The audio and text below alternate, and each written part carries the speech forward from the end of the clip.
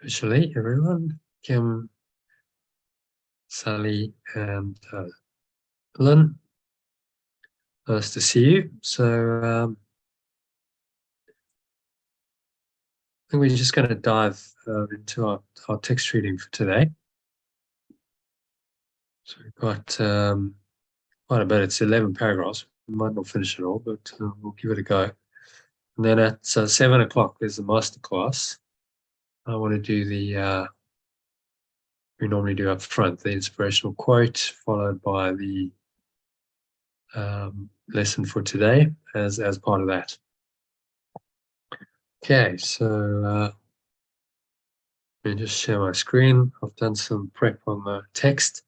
Today's text reading is section 7 of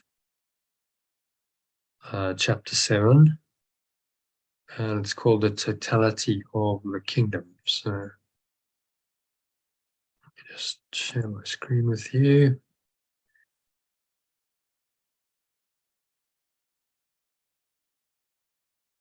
The Totality of the Kingdom, 7 of 7. Significant numbers if you're into numerology, I guess. So, who would like to start with number 1? Okay, I'll start. Okay, so just read the original and then the alternative in the grey below, line by line, sentence by sentence. Right. Whenever you deny a blessing to a brother, you will feel deprived because denial is as total as love. Whenever you deny a blessing to a companion, you will feel deprived because denial is as total as love. Okay, fairly straightforward. When you deny anyone, then you're denying yourself. You can't deny part of the sonship extension and not be denying love completely. So it's very much an all or nothing. You accept it or you deny it. There's not much in between. There isn't anything in between. Denial is as total as love. And that's part of the non-dual teaching of this course. He's saying, it's this or that. It's love or not love, being the denial of love. And it's going to be one or the other. You can't be in both at the same time. Even if that denial doesn't seem to be a particularly egregious denial, it's a minor denial, it's still the same. That's why there's no hierarchy in illusions, because a denial is a denial and love is love. And never the twain shall meet. They're opposites. Okay, so number 2.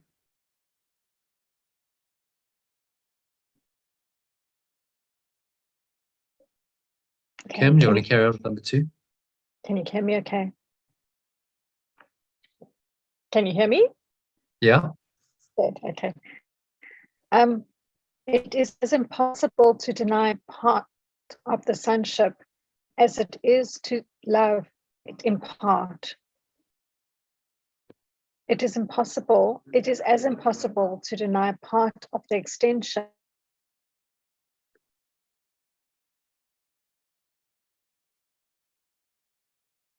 I think it's saying what the previous sentence was saying in another way. Yeah. You can't deny parts of it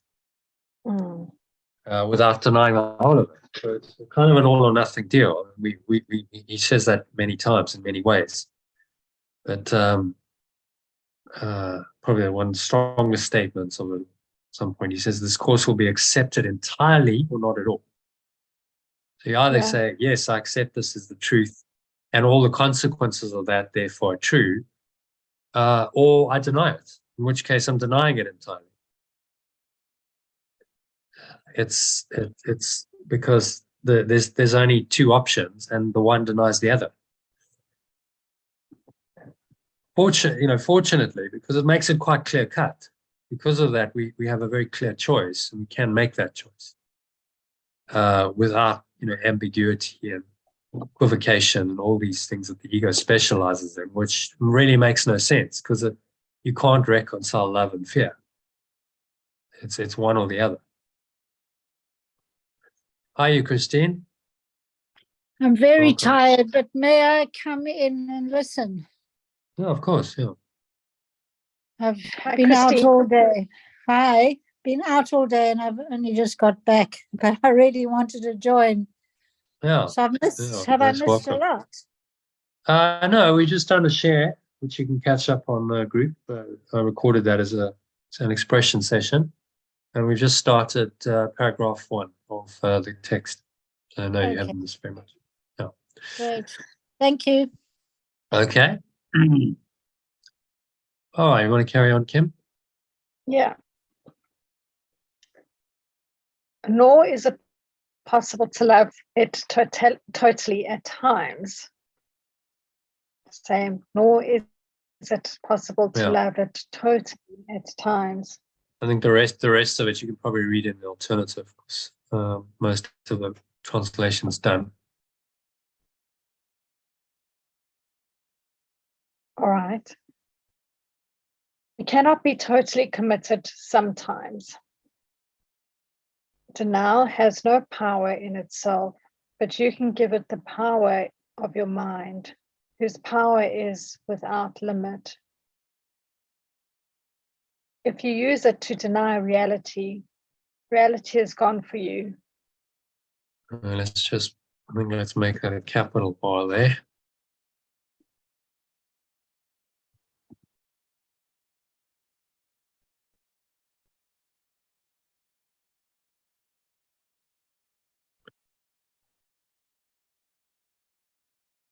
Yep. Reality cannot be partly appreciated. Reality cannot be partly appreciated. That is why denying any part of it means you have lost the awareness of all of it.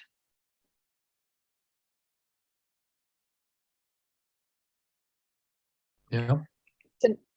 Yet denial is a defense, and so it is as capable of being used positively as well as negatively. Used negatively, it will be destructive because it will be used for attack.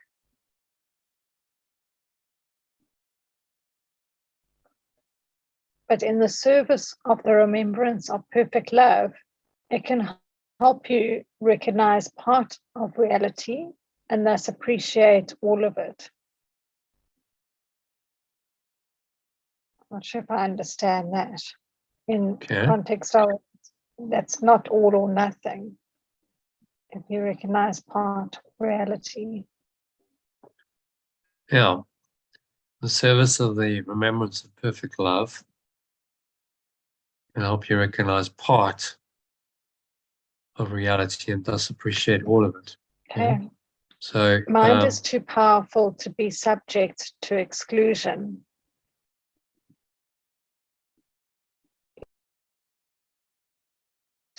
From your thoughts. Okay. Do you want to discuss this number 11? You weren't sure about that. Yeah. Because it says that it can help you recognize part of reality and so appreciate all of it. Yeah. And the part for me is part, not a whole. Not whole. Yeah. Yeah. Yeah. Well, the part is a glimpse of it. It really is still whole, but in your fragmented perception, it seems to be just a part. So you might recognize, see someone as completely equal to you, have a really deep connection with them, a loving experience. You might have an experience like Sally. And so you recognize parts of reality, but that allows you to appreciate all of it. Because what you're seeing here is just a glimpse of another world. It's like the shining of the light from that world into this world, and then it seems to be a part of this of reality, because you're not appreciating you're not seeing the whole of it, you're not experiencing the whole of it. So we get these little glimpses that are given to us in this world. But if I can recognize part of it, then I'm actually appreciating all of it, because the part is really just an extension of the whole. There is no real separation. So it's coming into my awareness as okay, well, that's just a part of reality. I perceive it that way. But the Holy Spirit's trying to get us to generalize that and say, no, but that's actually how it is. And it isn't really a part. It's actually the whole of reality. This is just in the dream of separation. It's like the light shining through the crack in the doorway to another world. And then from our perspective on this side of the door, we go, oh, well, that's just a part of the whole scene. There's a crack of light. And, the rest is kind of seemingly normal. Might be let's use the analogy of a door, and there's maybe a wall next to it. You go, okay, well, that's all pretty normal, but there's this crack of light. It's open. So now it seems to be a part of my experience here. But if I start expanding the crack and I go deeper into it, then it opens into a whole new reality, whole new dimension. So the part, if I recognize parts of reality, the crack, it can lead me to appreciate all of it in the service of the remembrance of perfect love. Because if I go there and say, well, what's that crack? And I start to open the crack in my mind and I start to dive in there, then it leads me down a path of appreciating all of it to the full awareness, pure formless awareness of perfect love. Does that make sense, what I'm saying? Does an analogy help you? Yeah, it does. I'm just looking at the sentence 8 as well. That is why denying any part of it means you have lost the awareness to all of it. So maybe in reverse, if that comes to you and you deny it, you're effectively denying all of it. Yeah, exactly. If you deny the crack and you go, no, I don't want to see that light's not even there, well, I'm just going to overlook it. Churchill famously said, men stumble over the truth from time to time, but most hurry off, pick themselves up and hurry off as if nothing had ever happened. Yeah. I ignore that. And whenever that crack shows in this reality, you ignore it, then you're denying the whole of it, aren't you? Yeah. You're denying that that it's even there because you've ignored it. Yeah. And just focusing on something else, which is all the ego can do in this world. So, these glimpses that we start getting, we need to start listening to those and paying attention, because they will take us, they are the mechanism of allowing us to appreciate ultimately all of it, the whole of this alternate reality that he's pointing to. But they're just the glimpse of it, the start of it in our fragmented perception, the beginning of the dawn of light in our minds. And we need to really honor those experiences and I go into them as fully as possible. Maybe, Sally, in your context of your experience, are you seeing how the denial, you denied it, didn't you, in that moment? Yeah. Yeah, no, and that makes sense. See that what he's saying is true? It was actually a total denial. You were denying it, even though you were having the experience. There was a resistance, so you were denying it, and then you felt that, okay, well, I don't really know what's going on, because you were caught between these polar opposite realities, and you'd actually denied what the experience that was given to you by going, oh, I don't like this, whatever it was. So I think it's saying is very true. You accept it wholly or you deny it wholly. And there is no in between. That's what a non-dual teaching is really, a pure non-dual teaching is. Accept it wholly or deny it wholly, but you can't fudge it and be somewhere in between, because that doesn't mean anything. It's a bit like saying, well, you're half pregnant. It doesn't mean anything. You're pregnant or you're not. You have the condition or you don't. The same, yeah. Hi, Jackie. How are you? Hi, Jackie. Hi, John. Hi, John. Hi, everybody. Hi, Joe. Yeah. Welcome back. Okay, so we're doing the text first up today, and then we're going to the lesson and the quote and stuff later at 7 o'clock. Okay, so that's Kim, you happy with maybe you could just summarize it for us? Yeah, I don't think I finished reading all of it. 12 and 13. Did you not read number 12? No. Okay. Okay, maybe I did. Okay, sorry. I'll read them again. Mind is too powerful to be subject to exclusion. You will never be able to exclude your thoughts. Sorry. You will never be able to exclude yourself from your thoughts. So maybe we'll translate mind as awareness. Would be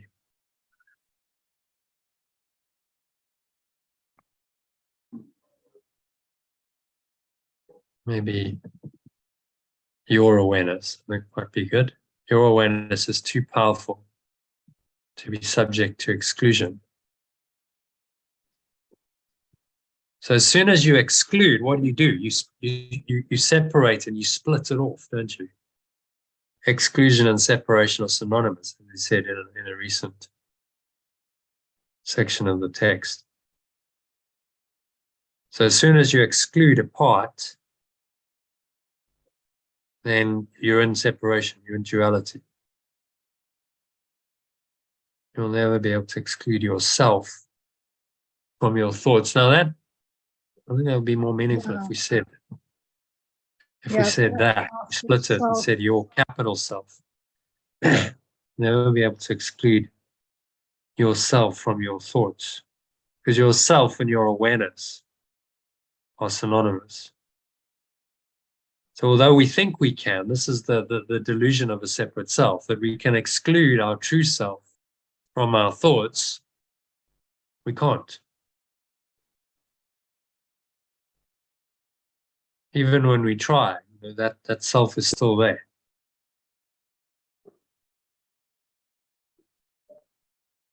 Never be able to exclude yourself from your thoughts. Another way of interpreting that, actually, is looking, yourself is your separate self, or your self concept. So maybe we could say, you'll never be able to exclude your self concept. Would be better. Never be able to exclude your self concept from your thoughts. Which is really saying that your self concept is behind and an integral part of all of your thoughts. So you can't be thinking something and not have that be connected to your self concept, because your thoughts come from your self concept. Yeah. Okay. And then the you, when you say you will never be able to exclude your self concept from your thoughts. Yeah. So who's he addressing? Yeah. He's actually addressing the decision maker in your mind, but hinting at the true self, because that you is the decision maker that could choose. Your self concept could be the ego self concept, the separate self concept, or it could be the higher self, Christ. But either way, you will never be able to exclude your self concept from your thoughts. And then the you that's able to decide between the spirit and the ego is the decision maker. That can go either way, but the more you become aware of that choice, that you do have a choice, the more that decision maker becomes influenced by the Holy Spirit, remembrance of perfect love. And ultimately, the remembrance of perfect love becomes the you. Once you're fully identified with it, there is no other you. There's just the true you, and the false self-concept has dropped away.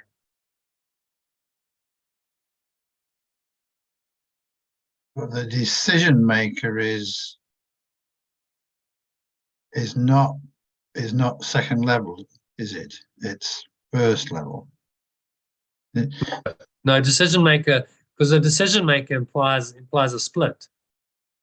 At level 1, there's no decision to be made. Yeah. So it implies that you're at level 2 trying to make the correct decision now. So let's just, for clarification, because we had this conversation, I'm not sure if everyone was in it. Let's go into Holy Trinity. So the idea of level 1, level 2, again, this was a Ken Wapnick idea to try and explain these levels in the course. And he said level 1 is this level of God, Father, truth, heaven, oneness, knowledge, spirit, reality, the capital reality we're talking about. That's level 1. But then level 2 is anything that's seemingly not that. So that's the level of the illusion. Even the true self fades away, and it doesn't exist in perfect oneness because it's not necessary. There's no self-concept, just a pure awareness. So the Christ, the idea of a true self, or Christ, and the various things and people and events and circumstances, and really all experiences that seem to exist and happen in time and space, are part of level 2.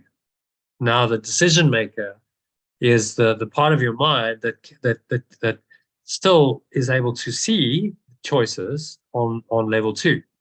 Do you have the choice to remain in the ego and continue believing in the separate self and time and space, and believing in the reality of all these people, things, places, events, circumstances, situations, traumas, successes, failures, and all the experiences that seem to exist and happen in the physical universe of time and space?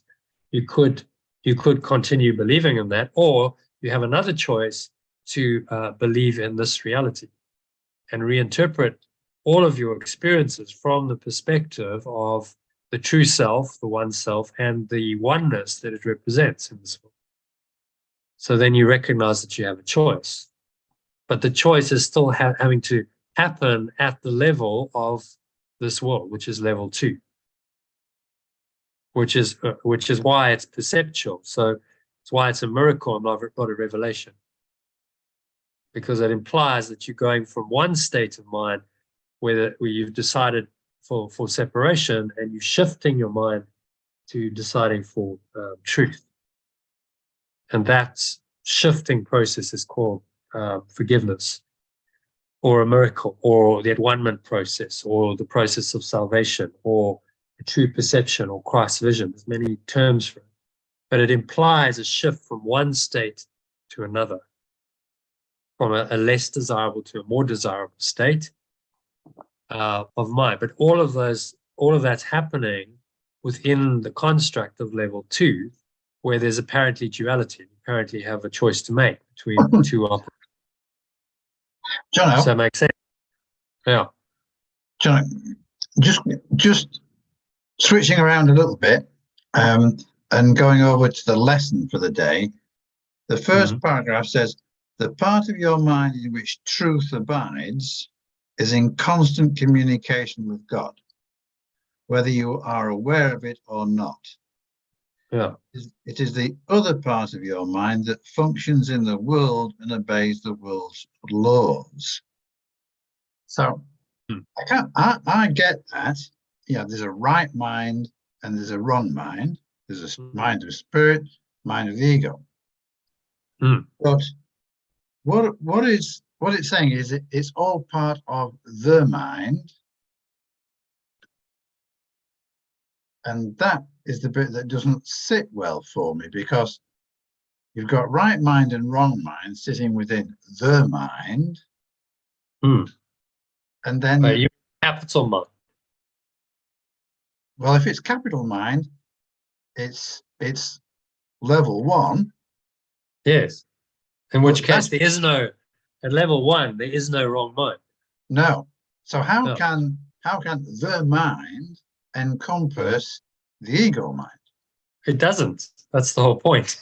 But it seems to. It seems to, but it's an illusion. That's the whole point. You see, we come back to the paradox. Yeah. It used to be there, but it's not really there. That's the whole point. Yeah. So you think there's a wrong mind and a right mind, but the mind, capital mind, doesn't encompass the wrong mind, because that would make duality real. Exactly. That would make the ego real. Exactly. He's saying that part of your mind is just a delusion. It doesn't have any existence. Yeah. Remember, I mean, part of your mind, it's maybe more helpful to think of it in terms of beliefs, right? That's just a belief going on in your mind, a thought system, various thoughts and emotions that create what we call a thought system. And then we call that a part of your mind, but it's not really. Those are just random, really unsourced. They have no real cause or source. Thoughts and beliefs going on in your mind that are completely chaotic and confused, and they have no true source. They have no true origin, which is why they're not real. And so those are spinning around in your mind. And Sally, as you said, it feels like your head's exploding. It's just like, it's very, very disorienting. Like what's actually going on? So this is what happened, seemed to happen, shall we say, when we departed from perfect oneness. When we made that first decision, that tiny mad idea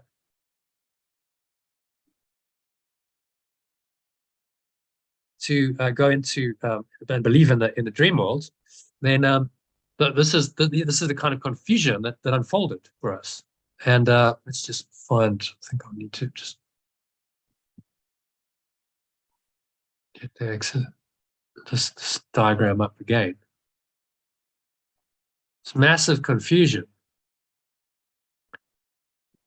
The moment we did that, we went into the unreal. We went into a domain of mind that doesn't really exist. That's completely confused and chaotic. And we lost ourselves. And we lost our true self and our true nature. And we went into complete illusion that has no meaning and no purpose.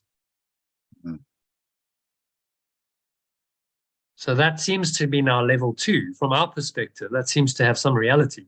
But from the perspective of perfect oneness, it has no reality whatsoever. It's just completely chaotic, confused, non-existent. And our only job is to recognize that and say, well, it doesn't really exist. So you say, well, how can it be encompassed by the whole mind? Well, the answer is it can't. You see, that's the answer. When I was trying to make sense of this, I had a kind of an image whereby the mind was like a spherical ball. And in the middle of that, you had, spiritual mind, which was pure. But then as you got towards the surface, you had the ego mind, because that's where the discord is going on. Yeah. If you can sync through the discord to the real mind, you get into that. Yeah. But yeah. That analogy in itself is dualistic, because you've got you are still acknowledging the ego mind. Yeah. Well, this is the paradox. We've got to, this is why it's tricky, because you're trying to transcend what doesn't exist, but it seems to exist to start with. So you somehow have to get from this split mind, the seeming dualistic mind, where both alternatives seem to be there. And through this process of forgiveness or letting go, you let go of the one option. The false mind just disappears. You recognize it as completely false. The thoughts, emotions, everything that it thinks and does doesn't exist. And then you go into level 1, where that doesn't exist. And the more you go there, the more you recognize that this doesn't exist. It just starts to fade away and is undone. And so it's that process that we're engaged in. That's the at-one-ment process. That's what forgiveness is all about. Moving from a dualistic split mind into the one mind. And only the Holy Spirit can help you accomplish that. because that's its job. That's its role. That's why it's there. So logically, I mean, it's the memory. Remember, it's the memory or the remembrance of this state. It's remembrance of level 1 within level 2. So you seem to be experiencing level 2, but it's a memory of that within level 1 that will take you out of level 2 back to level 1 if you follow the memory. It's like a thread that connects you all the way to source.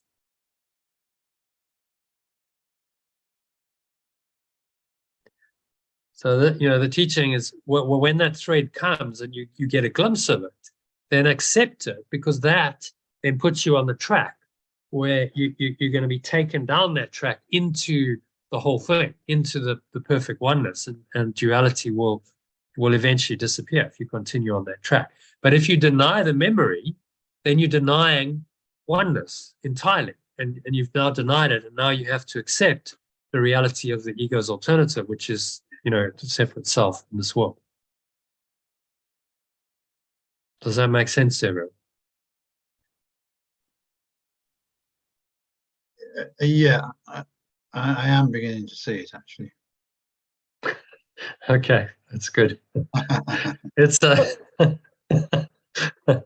it's tricky because the mind, the mind is seemingly split, and then you've got to undo the split, but you've got to start in the split because that's where you are, even though the split doesn't exist. So he's saying, okay, well, let's start where you are, and then through these processes, the mind training and all these realizations, you start to realize that there is no split, that was just a delusion.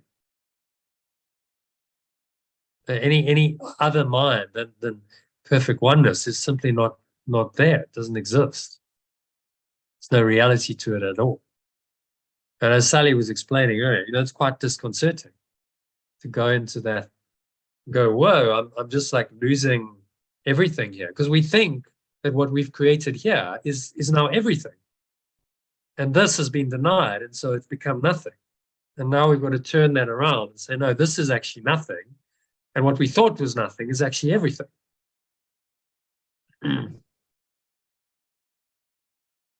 And that's the process of at-one-ment, to accomplish that. And only the Holy Spirit can help you to do that.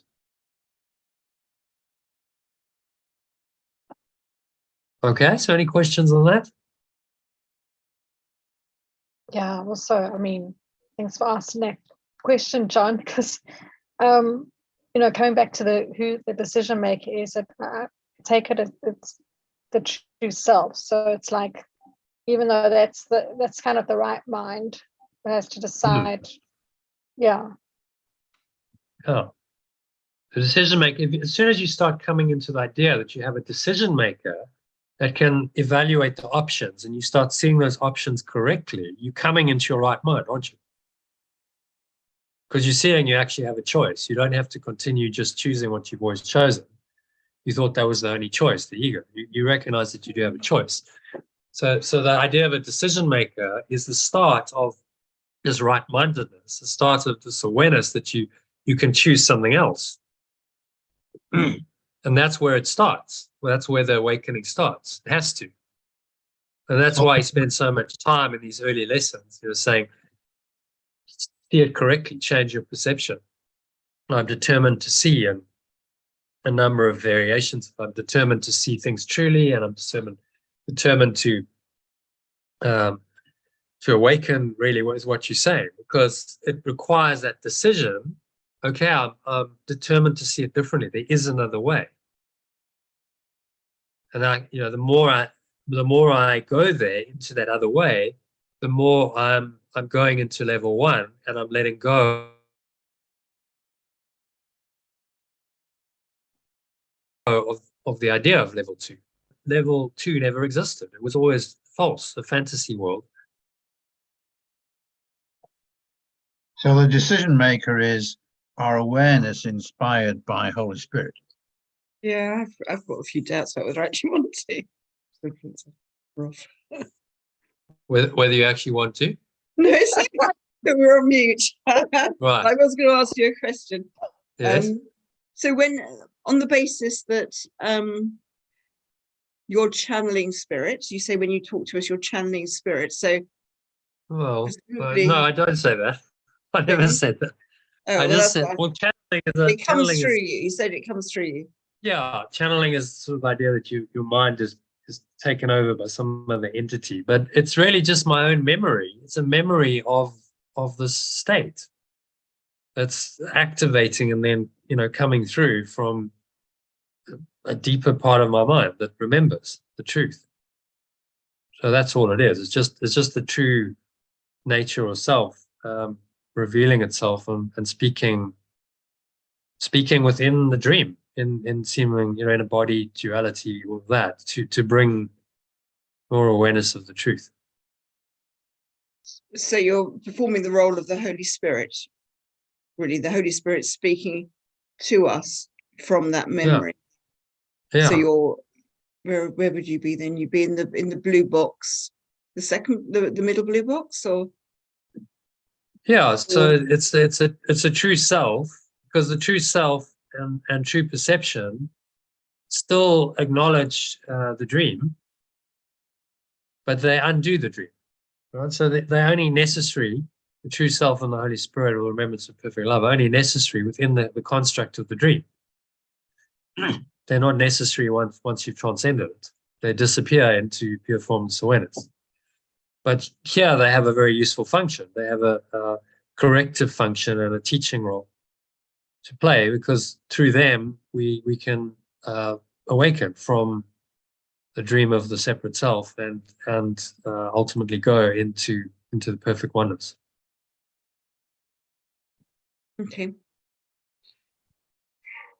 So, Jono, your statement is, I'm determined to awaken.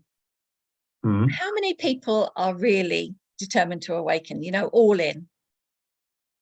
Well, Because I think probably not that many. Because I just said it to myself. Difficult to say. My heart missed a beat. And even though I feel like I'm really committed to awakening, there was something in me that went, really? Yeah. You feel like it's quite an intense decision to make. And like, really? Yeah. you've I got to like let it all happy go. dream. I got a lovely life, a lovely happy dream. And it's like the end of the story over, isn't it? That's a really big commitment. It's like you're passing out parade, isn't it? You got to go, right, that's it, end of story. But it's going to end anyway. That's the thing. Yeah. It's a lovely happy dream, but it's going to end at some point anyway, because nothing goes on forever. So the Sally character will die in 20, 30, 40 years, whatever it is. And then the dream's over anyway. So you can't hold on to it. Yeah, good point. And it's changing all the time. You go, well, a lovely happy dream, but there's still, it's not perfect, is it? There's still stuff comes up, there's still difficulties. So, relatively, maybe relative to your past experiences of the dream, a happier dream. Yeah. So, but don't compare it to that, because that was totally delusional and dysfunctional. What the only standard is this, pure formless awareness of perfect love. That's the standard. Is it pure formless awareness of perfect love? Does it offer you complete peace of mind, bliss that never changes, never fades, is always there, and you never have to do anything? You're just in that, and everything's completely taken care of. No, I mean, it's the truth. You still have stuff to do. You still have things arising. You still have sometimes a degree of pain. Maybe you have issues arising. And this is the life, and this is a good life. You're leading a pretty enlightened life. But compare that to perfect bliss all the time for eternity, it doesn't really cut it, does it? No, it just seems very strange that I should feel like that. That I still want to hang on to this. It's like an enjoyable journey. The little glimpses of the light and playing the game seem really enjoyable. It's amazing that I am not 100% committed right now, here and now, to be in that blissful state all the time. It's fascinating. It is, because you've experienced it and you go, wow, amazing. And yet look at how much of a hold the ego still has. Yeah. You know, you're awakening, you've had some experiences most people have never had, mystic experiences, and yet still there's a resistance there. There is. Yeah. So it shows you how deep-seated this thing is. It goes very, very deep. It's been around, well, 15 billion years or something. It's an enormously long time. I can't even fathom that length of time. And now you say, okay, game over. This is it, last lifetime. You know, I'm out of here. And it goes, no, I don't think so. I think I still want to have some kind of separate identity and experience. I So wonder. that I can still be some kind of separate entity. I wonder if it's easier to say, yes, I want that 100% when you're having a bit of a rough time. But when you're right on the edge, when you're having experiences where you're right there, if it's like, oh, this is very real, oh, I'm not quite ready yet. Yeah, just me thinking out loud. Yeah, maybe. So now it's getting like, okay, well, before it was theoretical, enlightenment would be nice. I have my ideas about it. And then you actually go into the experience, you go, whoa, okay, I wasn't expecting that. It's not what I thought it would be. Actually, it's like a complete letting go of everything I've known. The entire reality that I thought was real has to deconstruct, and I'm experiencing that. Well, for the ego, that's completely, that's the end. It's freaked out, and it's going to do everything it can to keep you in it. Yeah. So it seems that there's a difference between, say, what Sally experienced on Friday and, for example, what was in that video that Elaine posted about the near-death experience. And the near-death experiences always seem to be the complete bliss, the feeling of unconditional love. And yet there seems to be the awakening in the world seems to be more problematic than that. The experience isn't necessarily as amazing. And I think there are some people have moments where it's amazing, but it seems like there's a process to work through that isn't the same. Well, I think that the problem is you've still got the physical body. You know, in a near-death experience, you've let that go temporarily anyway. So they've gone beyond that. They're in the light. They're in it. They're in this level one, and it just feels completely liberating and joyful and blissful. And the body's not there. They're not having to deal with the body or perception or any of that. If you're still in the body, you haven't gone into this, then it can be very, you've still got physical senses going on, and now you're going into level one, but level two is still sort of there because sense perceptions are still kind of there, and that can be very confusing for the mind. So what's going on here? I'm kind of in, you're shifting realities, but you still got the other one kind of there because you still got the body sensory perception thing going on, and I imagine that can be disconcerting. I've had one experience of really what I call a revelation, and I just dropped. I mean, in that moment, for however long it was, there was no awareness of the body, so I wasn't really confused. I went out, maybe a couple of experiences because I've had it another time in a different context as well, where it was just going into that awareness, and there was no awareness of the body at all. I think maybe, Sally, what you experienced was you still had awareness of the body going on, and then this was going on. It was like, whoa, like what's going on? Where am I? Which reality is real? There's a seeming conflict between them. When I've been in the pure formless awareness, it's like your experience where it's amazing. So this was like more integration, trying to integrate let go of all the attachments all in one go, and it was all a little bit of a muddle. But it makes sense now if I wasn't 100% willing, wasn't it? So, all right. Yeah. And what he's saying, denial is as total as love. So your denial and saying, no, I don't want that. By that decision, you hold yourself to this level two. So, okay, well, then the only other alternative to that light is to be in a body and be a separate self. Yeah. So, but like you say, the near-death experiences, they're doing it without form, aren't they? and that seems an easier way temporarily to do. Yeah, I think so. Definitely. They seem to have it easier, but then often they come back, and then it's like, whoa, they come back into the body, and then they struggle. Yeah, that's when it's tricky. Yeah, because it's like, whoa, I've just had this experience, and now I'm back in the body, and usually the body's got something wrong with it, because otherwise it wouldn't have died, and now they've got to sort of readjust to reality back in the illusion of the body. So, no one said it's easy. I don't think it's an easy job. You're really testing yourself and stretching, going into areas of the mind that it's unknown, isn't it? It's this unknown world that can seem to be, quite scary for people. That's why it's the hero's journey. Because you're going where most people don't venture to go. You said how many people are actually fully committed to awakening? It's very difficult to answer that, isn't it? But I would think probably not that many. As a percentage of the population, maybe less than 1%. Who knows? It's no one's ever done a survey of it. And it would be very difficult to determine, well, what is full commitment to awakening?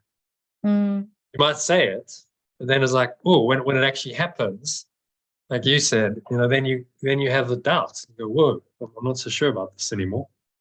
I used to think, no, I'm totally up for it. When I started, and then I started having these kinds of experiences, and then you go, whoa, not so sure. Yes. Really? Okay, that's hectic. Like my whole world, my whole reality. Deconstruct. It's got to go. Whoa. Okay, that's like another. So you go from the idea of it. Oh, that's cool. I like enlightenment. It was a bit of a kind of a spiritual ego trip when I started. I think it was like, yeah, it'd be cool to be enlightened. Yeah, I'd like to do some miracles. Be like Jesus. He was like. You know what I mean? It's still a level of me too, yeah. Spiritual ego, and you don't really know what you're getting into.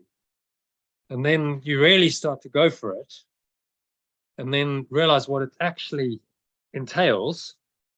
It's like, whoa, well, I'm not so sure anymore. That's pretty radical and intense and hectic. Like, do I really, want to deconstruct everything? Just go into pure formless awareness? And be nothing, what the ego defines as nothing, which is actually everything. I'll do that next year. Not yet. But do you see how we make death? It's all going to be great. Yeah. Do you see how we make time? Because then we go, oh well, next year. Okay, I know. Well, you just made another year of time for yourself. Yeah, I know. I caught myself doing it yesterday. Quite funny. Yeah. So you see how the illusion of time was created and perpetuates, because we decide, no, I don't want to awaken now, so I need more time. Okay, well then, by your decision, so it is. You get more time, and that's how time perpetuates.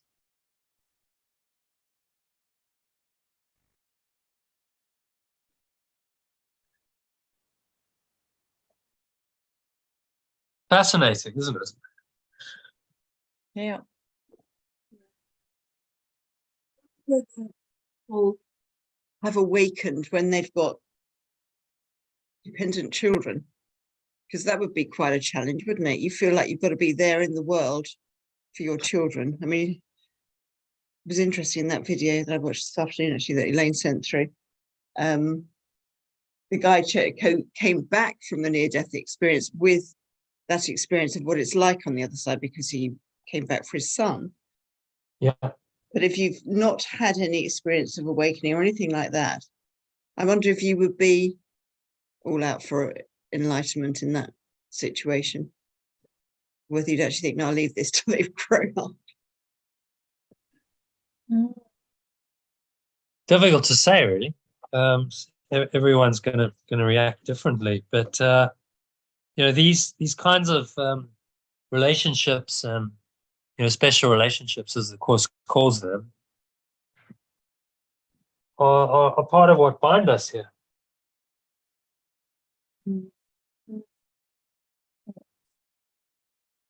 Mm.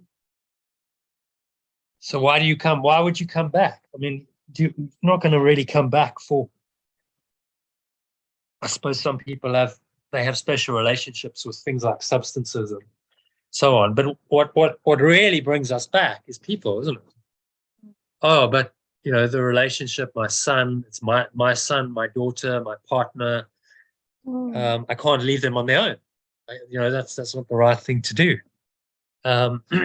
So I need to still be here for them. But that means you have to still be in time space and still be a body and still knock around here, which means you're not fully awakened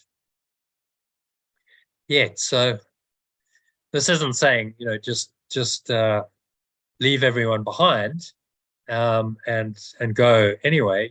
When your time is right, your time is right. While you're here, I think the job is to be as awakened and loving and kind as you possibly can be. Be a light in the world, and make the most of that experience. It's your last time. The way I look at it is, if it's my last time in the dream world, well, you may as well make it a good one. You may as well just go out on the most positive note you possibly can, and do whatever you can to help the at-one-ment process. That's why you're here. To cut that short and say, no, I just want out. I just want to leave is a little bit immature, I think. I mean, we'd all tempted. I think everyone's thought of suicide at some point. Just go, okay, well, that's it. Just end it, and I go into bliss, and like, what's the problem? But if you did it prematurely, I think you'd probably go, okay, but I haven't actually done what I should have done, what I could have done. I mean, is there really a should? But what I could have done, and have I really corrected my entire mind? Have I actually let go of the ego, or is it still resident there? Do I still have some guilt and sin and a separate self-concept going on? And I could have, if I'd carried on and lived another 10, 20, 30 years, whatever, I could have undone the whole thing if I'd carried on, but I prematurely ended it, so I didn't get the lesson. So then guess what? I have to come back and do it again, have another life where I get those lessons that I didn't learn in the previous one. So what am I trying to say? I think we just have to surrender control and say it's not really up to me. If I'm meant to be here for another 20, 30 years, then I will be. And so, so it will be. And I will carry on this path, and I'll do my spiritual practice, and I'll keep forgiving, and I'll be, as inspired and awakened as I possibly can be. And when my time comes, then it comes. God takes the final step. I think that's the resolution of it. So while I'm here, I will do my best to serve the at-one-ment and be as helpful as I can be to other people. I think that would be the Christ kind of attitude. Christ Yeshua was a great example, because he really embodied that. And he said, while I'm here, I'm going to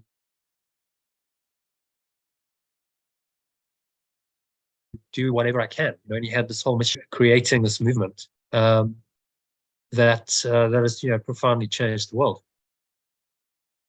So I think he's a great example of how one can be in this world, but not of it. He wasn't of it. He recognized that this was an illusion, but while he was in it, he said, okay, I'm going to do what I can my utmost to awaken people. And he had a whole, there was quite a lot of intelligent thought that went into, okay, well, I know I need to recruit some people. I need to get disciples. We're going to go out and we're going to teach and did these miracles. And, the whole thing, there was some organization and orchestration. It was all the Holy Spirit coming through him, but in quite a practical way. It was like, well, where are we going to go next? And he would probably just listen to guidance. Okay, we'll go here. Then the next miracle would show up. And so, he's a really good example of someone who lived it and profoundly changed the world because of that. I don't think it was an easy journey, though. I don't think Yeshua had an easy life. I think it was quite a difficult life. And there's things that are mentioned in the Bible where he wept because of his family situation, and he couldn't reconcile with his family because they didn't really get him. They didn't understand where he came from, and he still had some emotions, human emotions going on. He never, as far as we know, he never married and had children. There's theories that he maybe married Mary Magdalene. Maybe she was just a disciple. We don't know. So there was probably stuff that he had to go through to walk that path. I'm sure that there were difficult experiences, but he accepted it. He said, "Okay, I'll do this because there's a bigger plan here. My life is going to be used for the at-one-ment, and it will be a universal experience that is shared with the entire world for all time. My experience as an archetype of the awakened person, which is incredibly valuable in the dream world to have that. That's why we study him and we fascinated with his life. Did anyone watch? Does anyone watch The Chosen? I watched some episodes of it. It's really, I thought it was really, really quite good. So how they portrayed it.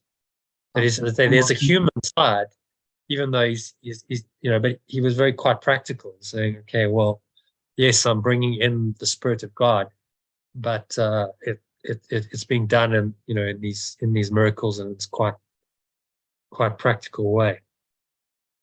So that's that he's the example of Loesha of how we can be in this world but not of this world, and make a profound impact on it while we're here. And then finally he exited quite spectacularly, the resurrection, crucifixion, resurrection, which probably most people won't have to go through, but that was his particular exit. But we'll all have our exit point, and it will come when it comes. He surrendered to it. Like, well, this is my path, this is my destiny, and I must follow it, even if it means I have to die on a cross. Not my will, but thy will be done. But no holding on. I think the thing is not to hold on to the old self and this world. To really just say, okay, I'm open to letting these all go and not holding on to any of them. When, as and when, there's no attachment anymore to any of it, and that's the work, isn't it? No attachment at all. That takes a lot of mind training, a lot of cleaning of the mind. Okay, any other thoughts on that? Anyone would like to comment? It's quite a deep conversation. It's great. This is what the text is there for. I think that's been helpful, actually, John. Yeah, to have these kinds of exploratory conversations. Okay, so where were we? Number one. So yeah, Kim, if you can summarize that. It's a while since we did it. So what is he saying in paragraph 1? Summary. In a number of ways, he's saying it's an all or nothing. So if you're going to deny even part of the Son, part of perfect love, part of the extension, you're denying it all.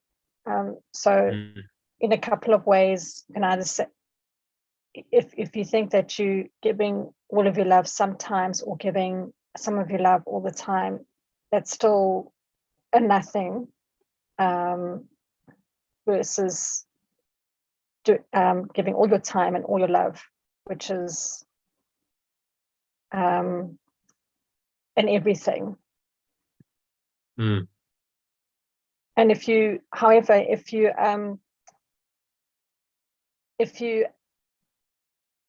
encounter or experience part of your reality that is all of it, or all of your awareness, and if you can recognize it, you can appreciate all of it. Mm. And you will never be able to, if you exclude your self-concept, or you can't exclude your self-concept from your thoughts, you do need that decision maker being the true self to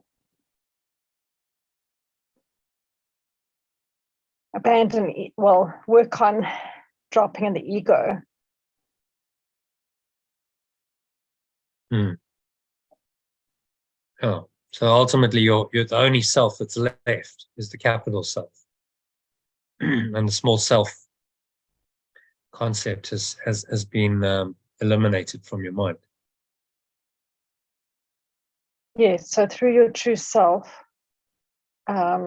which is through Holy Spirit or the remembrance of perfect love, you eventually let go of the ego self. Mm. Yeah, through this process of at-one-ment, correcting your perception, changing your thoughts, changing your mind. The miraculous process he's instructing us on, that ultimately it is possible, and we know it's possible because Yeshua's done it. He's the way show. He's actually followed this path and said, yeah, you can actually do this. The ego can drop away completely and be undone completely. And that's why it's important to follow. I think, for me, I want to follow someone who's done it. I was listening to an interview with Byron Katie. Now, her work is amazing. Make no mistake, it's a great process. But she was talking about the ego, and her take on it was, no, well, you don't want to get rid of the ego because the ego's, it wants to exist and it deserves to exist. I'm like, whoa, no. You can't go there, you see. As soon as you say that, she's just made duality real. She's made the ego real. She's effectively, then you're in a split mind and you will remain so, as long as you give the ego space to exist. So she's not quite at the level where she can say, okay, the ego doesn't exist.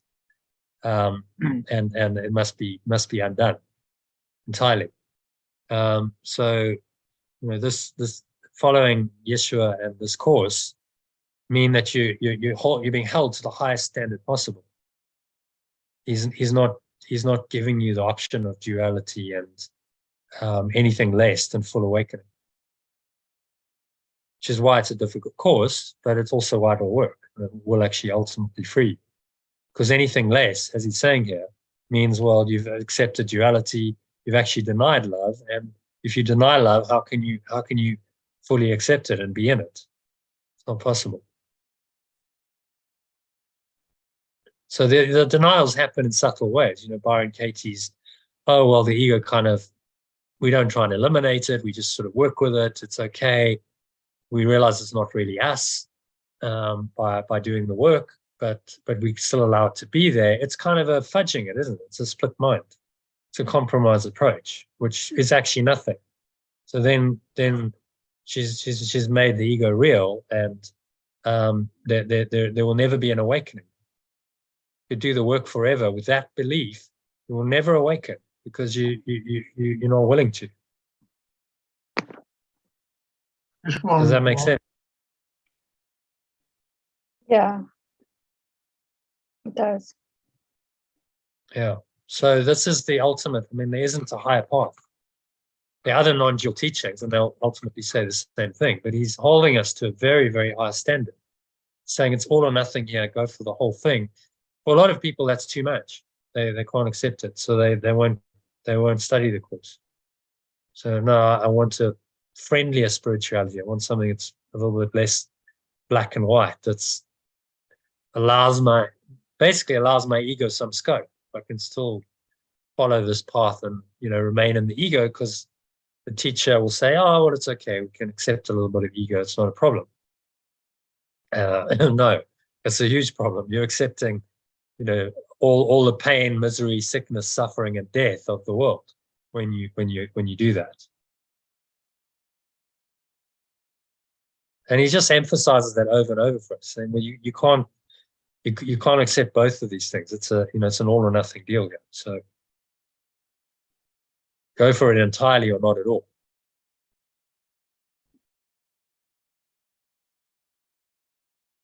Which isn't for everyone. That's why not many. When you say how many people are fully committed to this or all in, I'd say very few to start with. But as you go deeper into it, you have to get more committed, or you have to abandon the path. So say, okay, well, it's all or nothing. Am I up for all? Then? If I'm not, then I might as well get off this. And as Morpheus said to Neo, well, go back and believe whatever you want to believe. I can't really help you then, if that's what you want to do. You want to take the blue pill, believe whatever you want to believe, carry on with your illusory life, and good luck, It's not, he knows it's not going to work, but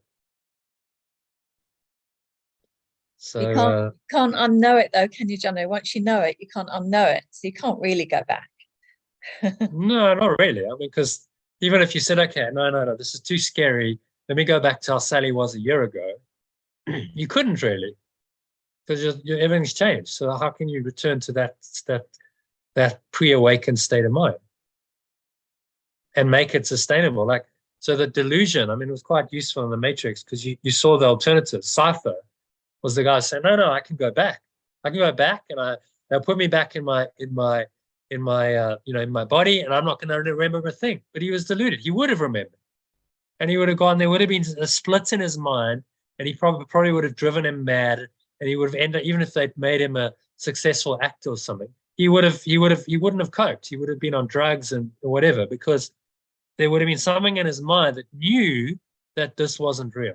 And as much as he tried to deny it and repress it, he couldn't, and that would have ultimately probably killed him, destroyed him in the Matrix, until he made the decision to say, okay, I've got to stop that denial. I've got to repent of my sin, so-called, and come back to the truth, because that's the only way.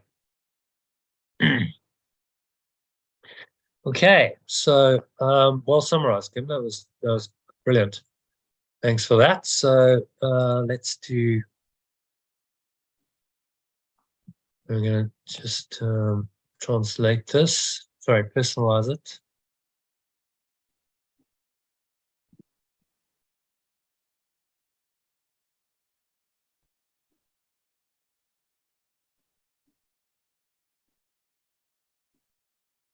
Okay, you want to help me? So this is all in the first person. Whenever I deny a blessing to a companion, I will feel deprived, because denial is as total as love. It is as impossible to deny part of the extent. Let me see what you're doing. Okay. It is impossible to deny part of the extension as it is to love it in part. So we'll say for me. How about we say for me? Okay. It is impossible for me to deny part of the extension as it is to love it in part. Nor is it possible for me to love it totally at times. Yeah, nice. And it becomes completely personalized, and it's like, yeah, this applies to me. It's not a theory. It's how it is for me. I cannot be totally committed sometimes. When he says it like this, it's like obvious. Well, of course I can't be totally committed sometimes, because then it's not total commitment, is it? completely obvious when he uses the language like so clearly like this. But somehow, if we don't make it this explicit, we can try and believe that we totally committed sometimes. But actually, we're not committed at all.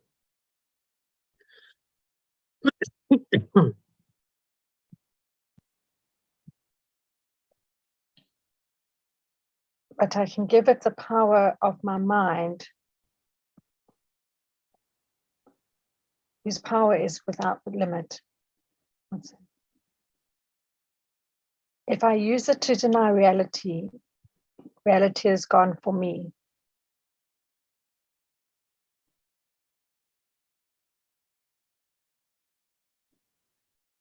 Reality, I cannot partially appreciate reality.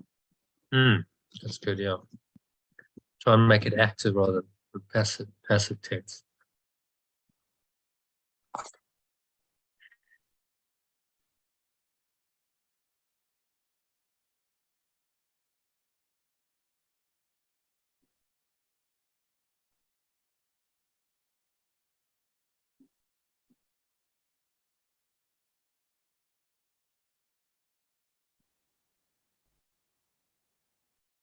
That is why deny any part of it means I have lost the awareness of all of it.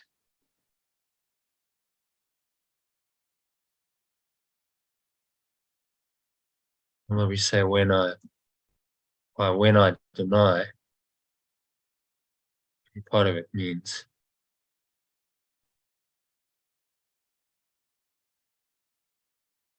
I don't know any part of it means. Does that work? I think it works. That is why I deny any part of it means I have lost awareness of all of it. When I deny any part of it, and we don't need the means there. When I deny any part of it, it means that's what I want. Okay. It means I've lost the awareness of all of it. And that should be capital R then.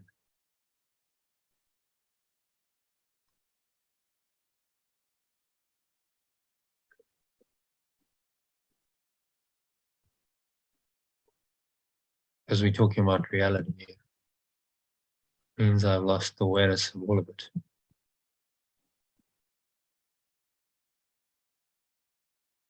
Denial is a defense, so it is capable of being used positively as well as negatively. My denial is a defense. So it is as capable of being used positively, or I'm capable of using it. I am as capable, yeah. As well as negatively. What I like about this as well is you can make it active tense more easily. You've got an I. Yeah. I am as capable of being using it. Using it positively. I'm as capable of using it positively as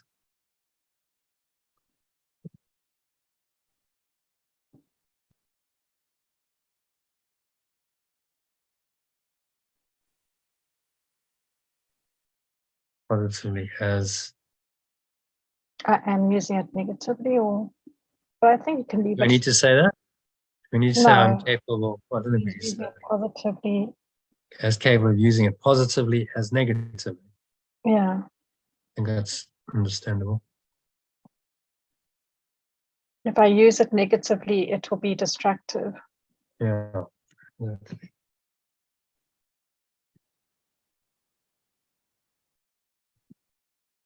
And negatively is to negate reality. When I negate reality, when I negate love, it will be destructive. Because that denial will be used for attack. Right? The denial of truth is an attack on truth.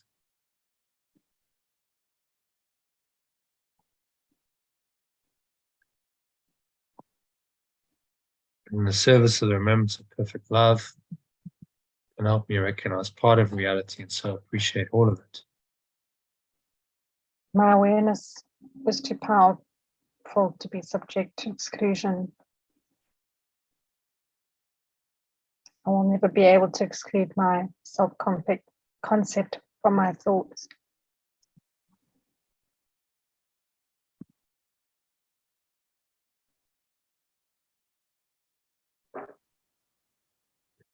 Okay, so read it from the top in the first person. Make sure we're good with that. Then before you go, you said you had to go in 5 minutes. So I'll ask you just to read it slowly. Yeah. The meditation for everyone. Whenever I deny a blessing to a companion, I will feel deprived because denial is as total as love. It is as impossible for me to deny part of the extension as it is to love it in part. Nor is it possible for me to love it totally at times. I cannot be totally committed sometimes. Denial has no power in itself, but I can give it the power of my mind, whose power is without limit. If I use it to deny reality, reality is gone for me. I cannot partly appreciate reality. That is why I deny any part of it. That is why when I deny any part of it, it means I have lost the awareness of all of it. Yet my denial is a defense, and so I am as capable of using it positively as negatively. If I use it negatively, it will be destructive because it will be used for attack. But in the service of remembrance of perfect love, it can help me recognize part of reality and so appreciate all of it. My awareness is too powerful to be subject to exclusion. I will never be able to exclude my self-concept from my thoughts. Oh, okay, happy with that. Just over there, you said remembrance rather than the remembrance. So when you read it, just make sure you include the Okay. that. Okay. Yeah. Okay. Yeah. So happy to do a little reading of that slowly, and we'll do a little meditation on it. Okay, so everyone just take a nice deep breath in and out through the nose. Just get into a nice deep rhythmical pattern of breathing. Watch the breath. Allow these words to drop into the space you create in your mind, and say the words out loud. So make sure you put yourself on mute after Kim says them in the gap she leaves. So take it away, Kim.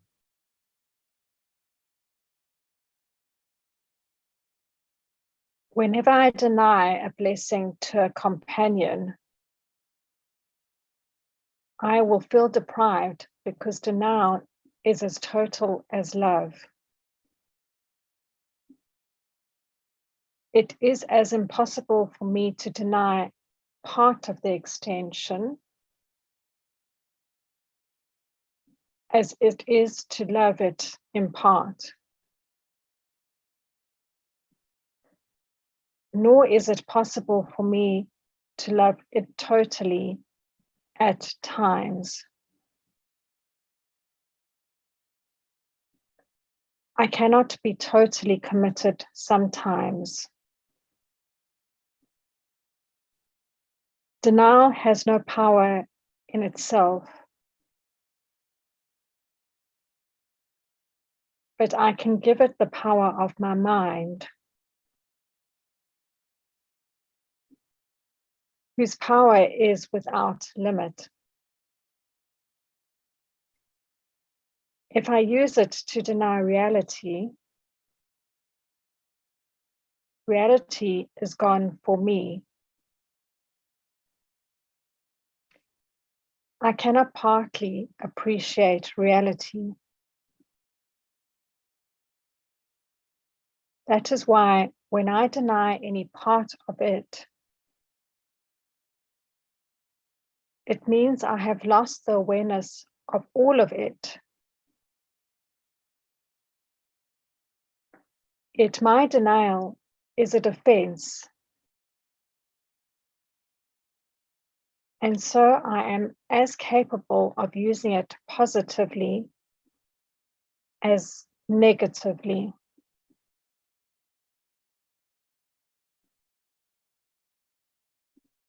If I use it negatively, it will be destructive because it will be used for attack.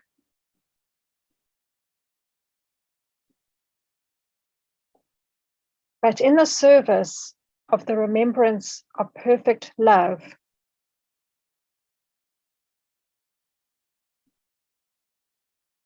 it can help me recognize part of reality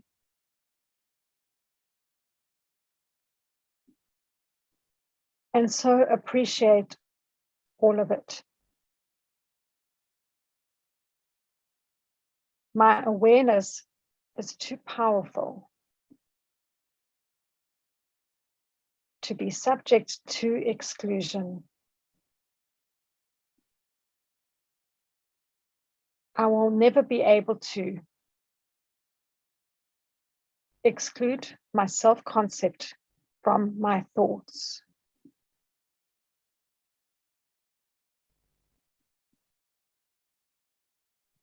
So it is.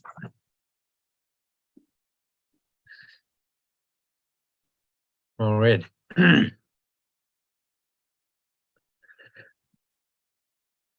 Okay. I just had a weird experience. So I'm in the toilet. So I got up. I saw Deborah and Gabriel coming home. It's driving into the drive, and I went, "Oh, wouldn't it be nice if Kim could finish this?" And so there wasn't any background noise. And I went to the toilet, and I came back, looked out the window again, and I saw them driving in again. They just driven in like 2 minutes before. I was like, that's weird. Why would, Yes. it was like a glitch in the Matrix. You remember in the Matrix when Yes. I just saw the cat. Cat. I saw the Yes. cat walking past again. I was like, what? It's like a deja vu. So they drive in. I go to the toilet. I come back like 2 minutes later, and then they drive in again. How does that work? I'll have to ask. What a miracle. Which gave you enough time to finish the recording. It's like, how weird. That's I'm brilliant. going to ask Deborah if she did it twice. Am I just look going? at you like, what? Yeah, like why would she do it twice? And then go back down the road, having come in. I don't know. It's weird. Anyway, these kinds of experiences can, maybe, I don't know. Yeah, so time space. It's like, okay, so I've seen them, and then 2 minutes later, I see them doing exactly the same thing. How weird is that? So would they have driven back down the road and come in again? I don't know. It's just very strange. Very Yes. strange. Yeah, I'll have to ask her about that. Okay, so thanks for that, Kim. Thank you. A good paragraph. Thank you. There's some good discussion on that. So have you got to leave us? We'll carry on. Yeah. We've still got 11 paragraphs to go. I might join a little bit later on YouTube then, but yeah, I'll just keep about. It's okay. At 8 we're doing a masterclass. We might get some other people coming in, and we'll do the lesson and the quote and stuff. And so if you want to catch that, then join later. Thank you. Okay. See you soon. We must have another chat sometime, one-on-one. So yes. I'll message you. Okay. Thank you, Jonathan. Okay. Good night, everyone. All right. Enjoy. Okay. Have a lovely evening. Namaste. Bye, Kim. Bye-bye. All right. So number 2. Who would like to read number 2?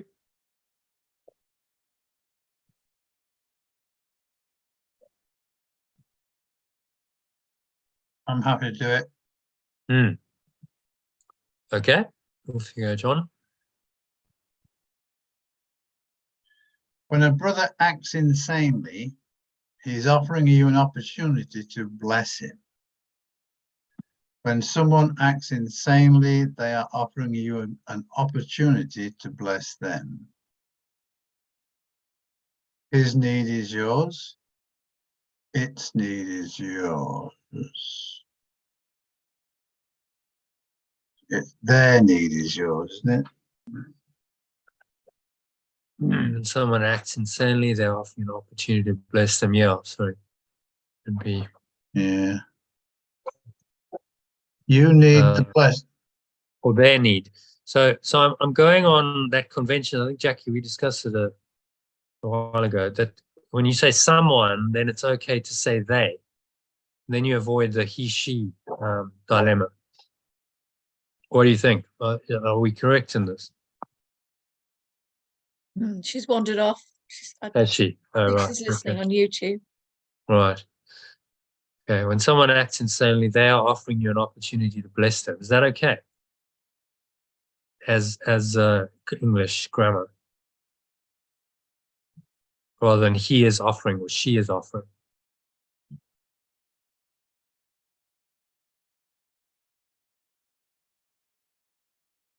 Someone, because someone sort of implies not so much of an individual, but as a collective someone.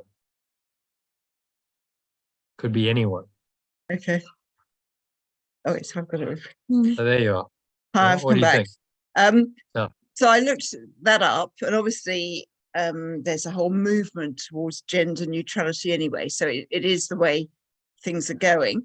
Right. The only one that's a bit awkward is themself. SELF. Yeah. So that's not generally accepted these days. Right. But, Right. So, Would have but to be you can themselves. normally restructure a sentence. So, sorry, I'm going to just put my phone on mute. Okay. Oh, hang on. I've got too many devices. Okay. So this is actually in alignment with the way things are going. This kind of language. Yeah. I mean, you get young people these days, they don't even use he or she, or I mean, I met somebody, she can't even refer to her daughter as her daughter. She has to refer to her as her child, because everything has to be gender neutral, and there's lots of people doing that. So it's kind of like the way society is going, but this has been coming into language for a while. But the themselves, because you've got the plural and the singular in there, is awkward. But you can normally restructure a sentence, so you actually don't even need to use. Yeah. Okay.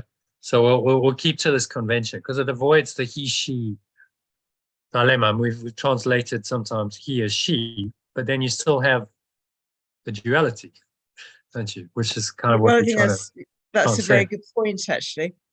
I mean, the he-she thing I find more grating, but I think this works. I don't think, some people might be sticklers for the old way of doing things, but I think this is. Yeah, well, then they probably won't be reading this translation anyway, because they're really like, well, stick to the original. So I think that the sense, I mean, in the end, what's language about? It's about communicating meaning.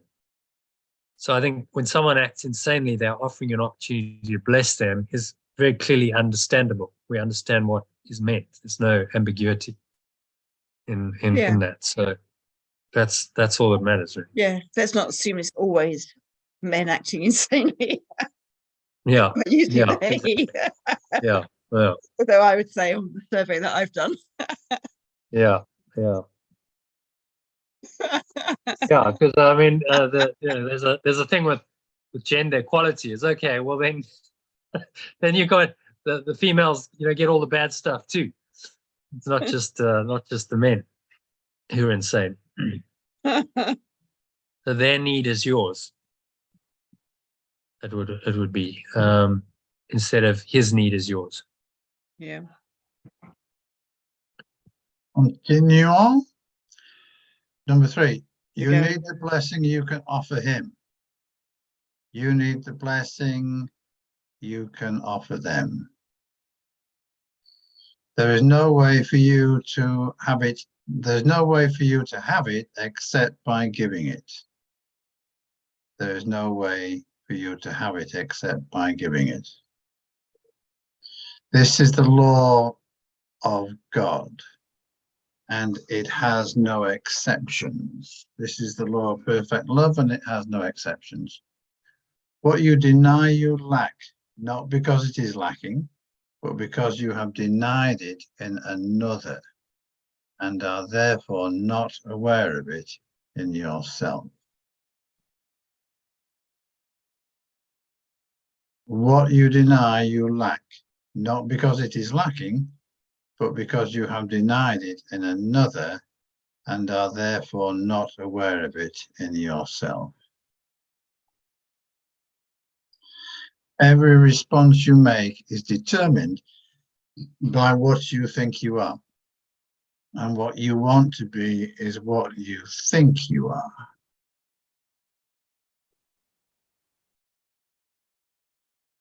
Yeah. Carry on. What you want to be then must determine every response you make. Hmm. Okay, so what is he what's he saying in summary? I'm just dwelling on that sentence number 7, actually, John. Yeah. Every response you make is determined by what you think you are. I get that.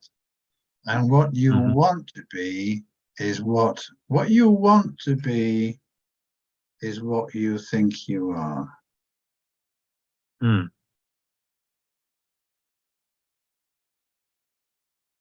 That what Well, you it's want. self-evident. You want to be something, then you have that in your thoughts. That's a desire. And then that's what you think you are. Is he saying that's what we should do, or that's what we do? No, he's saying that's how the mind works. Every response you make is determined by what you think you are. Okay, fair enough. So your self-concept, in other words, is integral to your perception. As he said in the previous sentence, you said you can never exclude yourself from your thoughts, your self-concept from your thoughts. Yes, it's kind of building on that theme. But I may want to be generous, but that might be an ambition. And it is, and therefore it's an ambition. It's not what I think I am. I mean, it's an ambition. Yeah, but by my desire, if I desire something, then I'm thinking that that's what I am. Which is why, the law of attraction holds. So you think you want to be something, and if you think that long and hard enough, then it starts to become what you are. I understand that in the sense of the law of attraction, but people don't do that. They momentarily think they want to be something that they are not, but they're not thinking that they moment. are. If in that moment, if their desire is sincere, they say, "Oh, I really want to be that," then in that moment, that's what they think they are. They might change their mind at some point, but what you want to be is what you think you are at that point. Okay. If you keep on that track, and this is how manifestation works. So I want to be that, and I keep thinking that persistently, then that starts to become what I am. That starts to become the reality of what I am. The more I stay in that, wannabe. The wannabe eventually becomes, because what you want to be is what you think you are in that moment. Yeah. Okay. Got it. So this is the way desire becomes actualized. Yeah. So what you want to be then must determine every response you make. Yeah. So he's saying, do you want to be a separate self, or do you want to be one self, the Christ? Because those are the only choices available. You look at, go back to this levels of mind diagram. It just shows it very clearly, right? The desire or the prayer of the heart. So do I desire to be a separate self, or do I want to be the Christ, one self? So that desire, what I want to be, determines my belief, my thought, my emotion, and my perception. So everything I perceive comes from that desire to be a self. And we have to choose. You can't be nothing. You have to choose. Am I going to be the separate self, or am I going to be the true self? No, it makes sense. And that determines belief, thought, emotion, and perception. So everything, what you want to be then must determine every response you make. So this is how you transform your mind. You say, okay, well, what I want to be is one self, Christ, who I really am, my true identity. So this desire then must determine every response I make. So my belief, thought, emotion, and perception, my words and my actions are now determined by that desire. And then as I allow that to happen, I become it. The more I do this, and I allow the desire to become actualized through my belief, thought, emotion, and perception, the more it comes into being and I become it. And that's how this whole process works. Yeah. Because initially when we go, well, I'm the Christ, the part of our mind that doesn't believe it. But I must choose it. I must want it above all else, which is why he starts the course with a lot of this. He says, I'm determined to see. It's an acknowledgement that maybe I'm not seeing quite fully yet, but I'm determined to. So what I want to be, I'm determined to see. Now determines my future. Every response I make comes from what I want to be. No, it's good. It's good. It's good. It's okay, John. Okay, so happy with you. Can you summarize that in your own words briefly?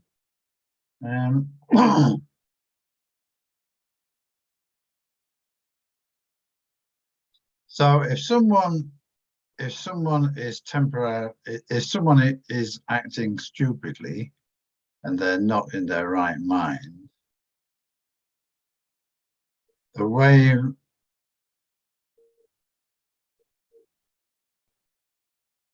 way for us to help them is to see them as perfect and not accept that and not go into thinking that they are incomplete. Because our aim is to come from a place of seeing them perfect. And you need, this is a very profound line. You need the blessing you can offer them. Yes. Yeah. It's actually because we're blessing ourselves. Yeah. When we bless them, we need that blessing. Yeah. And they're offering us the opportunity to bless them and heal a part of our mind that still believes in the separation that they're mirroring to us. And the blessing heals it. So we need the blessing more than they do. Well, maybe equally. They also need the healing. But remember, whatever you give, you're giving to yourself. So we're blessing them, we're blessing ourselves, and we're awakening ourselves. Which is why forgiveness, letting go, and blessing are just enlightened self-interest. Well, I'm blessing myself. So why wouldn't I want to do that more and more and more? It's amazing we have so much resistance to it. When you realize what you're actually doing. Yeah. There is no way for you to have it except by giving it. And can you see, related to our previous conversation, I think it was on Friday, about how the laws of God apply in this world. I think, did you ask that question? Someone asked the question, how do the laws of God? Yeah, I think it was me. Well, this is how they apply, you see. So the law of oneness applies this is how it applies. You need the blessing you can offer them. If you bless them, then you're blessing yourself. That's a law of oneness applied in a special circumstance in this world of blessing others. And there's no way for you to have it except by giving it. This is the law of perfect love. That's one of the laws. Has no exceptions. So this is how these laws get applied in our lives, in our experience.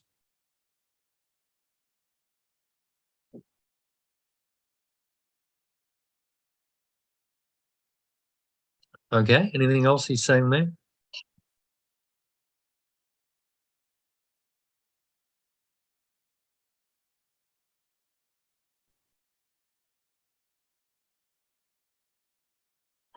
Yeah, he's also saying that as we desire to be totally aware, or as we design to be loving, so will we become. Yeah. So it starts with desire. What he's saying here is you think you're not there yet, but if you remain in that idea, then you'll never get there. Yeah. So you must desire it first. You must say, I choose. I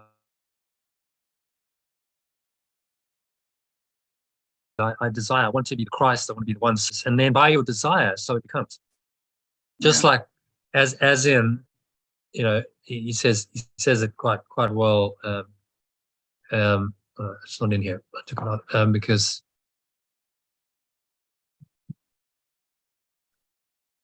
truth was the quote is, truth was lust to you for your by your desire for something else, as it will be restored to you by your desire for truth. And this was just bring up the original and I can share the quote exactly.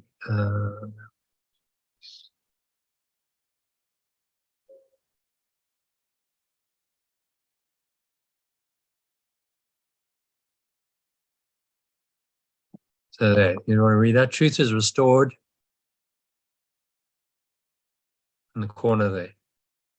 Oh, truth is restored to you through your desire, as it was lost to you through your desire for something else. Yes, that's good. Yeah.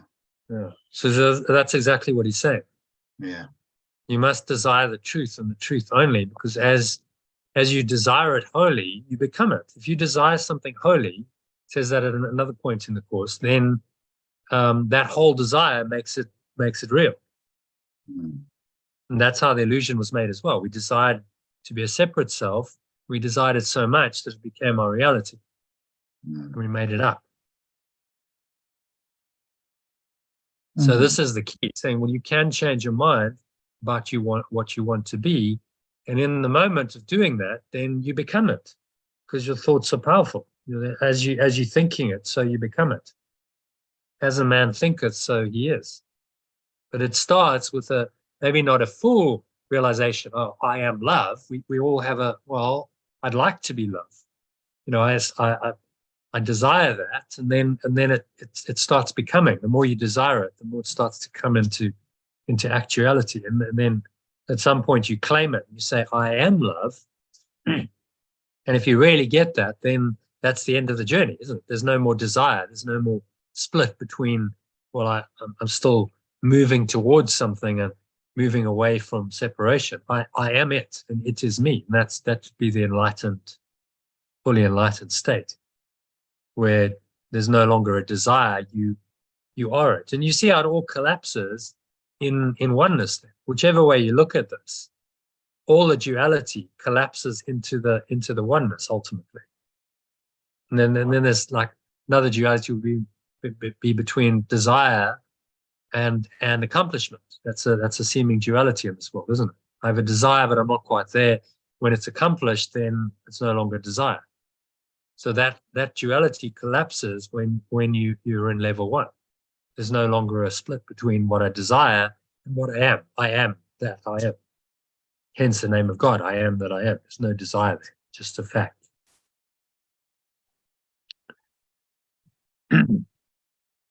So the same applies for desires for everything else. That duality of seeming desire but being separated from accomplishment collapses ultimately into the perfect oneness. There's no split anymore, and it's just a perfect accomplishment.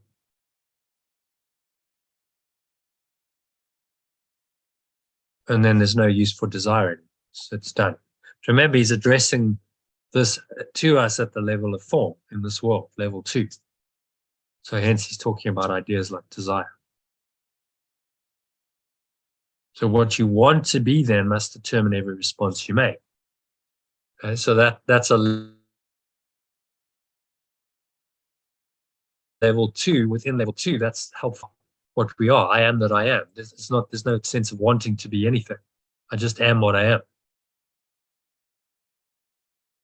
So at the highest level, the I am what I am determines every response I make. But that's the enlightened state. That's the enlightened state. You're starting to get like how the level 1, level 2 thing works. Yeah. Yeah.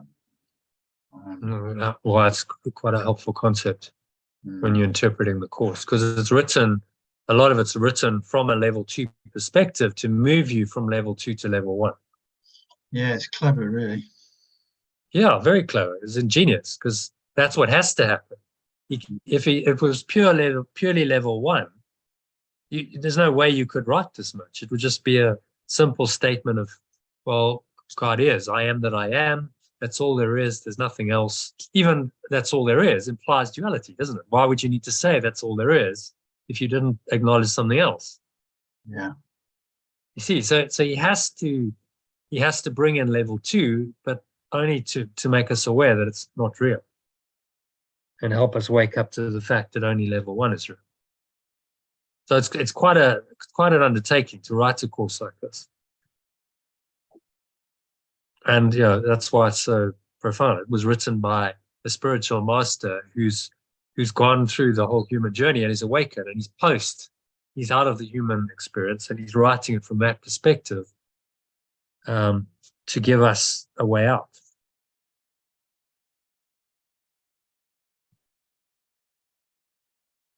All right, so let's on the summary.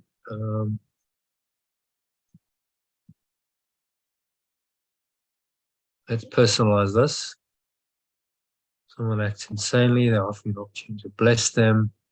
Okay, so they'll be the same. When I act insanely. No, that doesn't really work. No, it doesn't, does it? No. When someone acts insanely, they're offering me an opportunity. Yes, yeah, they're offering me an opportunity to bless them. Their need is mine. I need the blessing. I need the blessing I can offer them.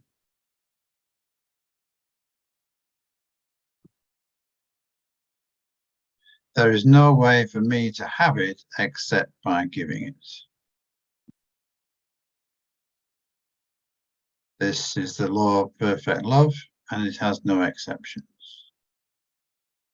You see how he leads from, because we had that discussion on the laws, and now he's applying them. Saying, okay, well, this is the law of perfect love, how it applies in this instance of blessing. Yeah. And it has no exceptions. So he's trying to train us how the principle of oneness, level 1, applies in these practical applications of it, in our relationships with other people and how we treat them. Yeah. What I deny, I lack. Not because it is lacking, but because I have denied it in another, and therefore I'm not aware of it in myself. Yeah. It's so true, isn't it? If I've denied in another, and I'm seeing them in their split mind, in their ego, then I'm denying it in myself in that moment. I'm not seeing it in myself. I don't have access to that. I've denied it. It's very cunning, which is why the ego is so hard to get rid of, because we project and we see it as outside of ourselves. But in that moment of doing that, we've denied it in ourselves. We no longer have access to that. We don't experience it in that moment.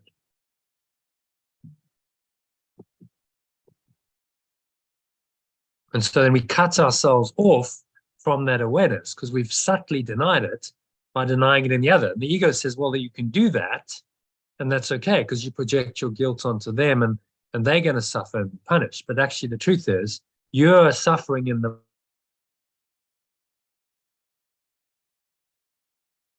moment of denying your true self, because you're not patient immediately when you do this. Which is why it never feels good to judge or condemn anyone, because you feel it straight away. So it's a real-time effect. In that moment of doing it, you've denied the truth.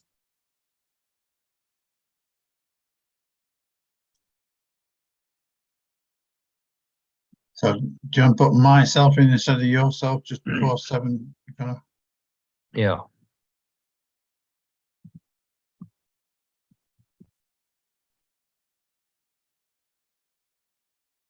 Every response I make is determined by what I think I am. And what I want to be is what I think I am.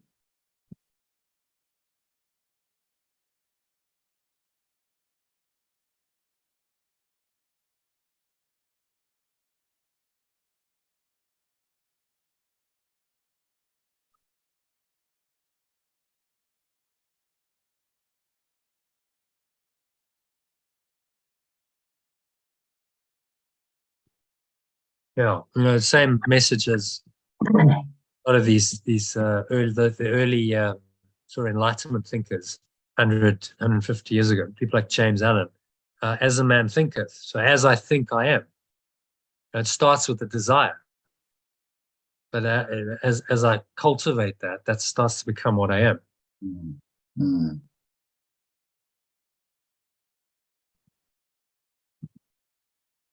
I want to be is what I think I am. What I want to be then must determine every response I make.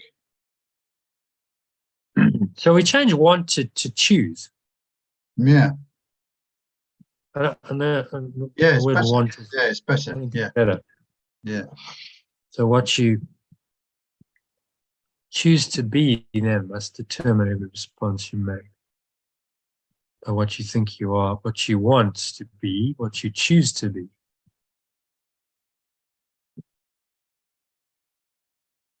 What you choose to be is what you think you are. Well, yeah, kind of that's completely obvious, isn't it? Mm. You remove the wanting from it.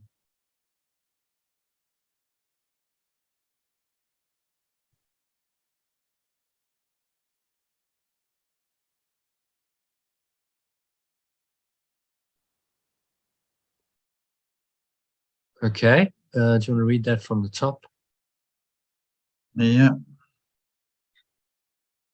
Do you want to change that? You got you make down the bottom there. You can make that I make. Must determine every response I make. Yeah. Yeah.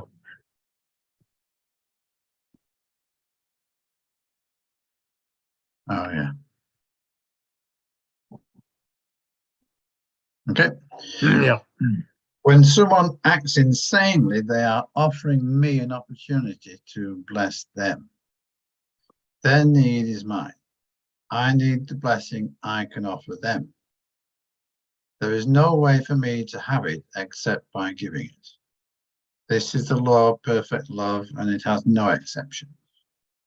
What I deny, I lack, not because it is lacking, but because I have denied it in another and am therefore not aware of it in myself. Every response I make is determined by what I think I am. And what I choose to be is what I think I am. What I choose to be, then, must determine every response I make. Yeah, it's good.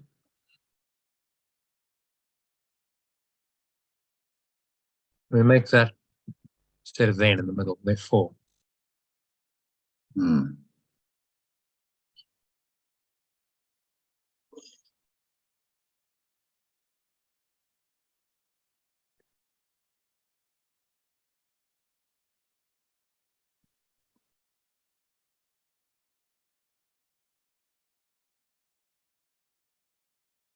Okay, so happy to read that.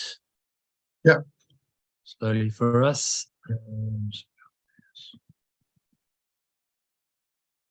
Okay, so just a nice deep breath in. Close your eyes, mute yourself, and just allow these words of John into your awareness. Breathing in and out through your nose as you listen to them, and repeating after him in the gaps he leaves the words to really affirm the truth of them. Okay, so take it away, John.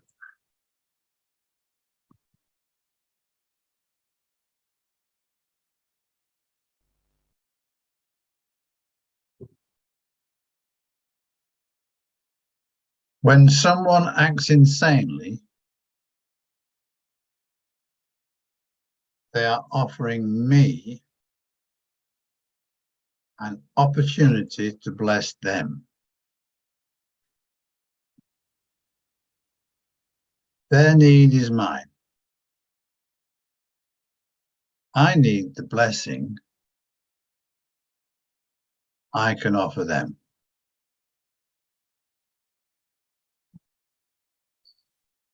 There is no way for me to have it except by giving it. This is the law of perfect love, and it has no exceptions.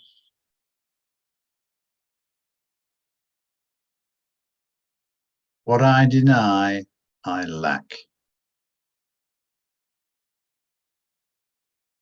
Not because it is lacking,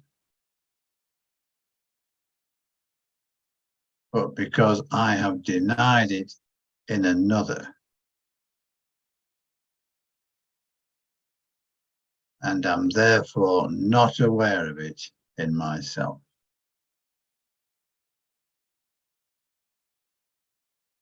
Every response I make is determined by what I think I am.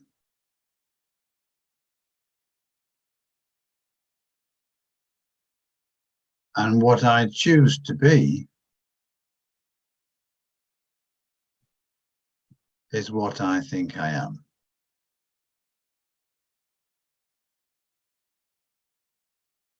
Therefore, what I choose to be must determine every response I make.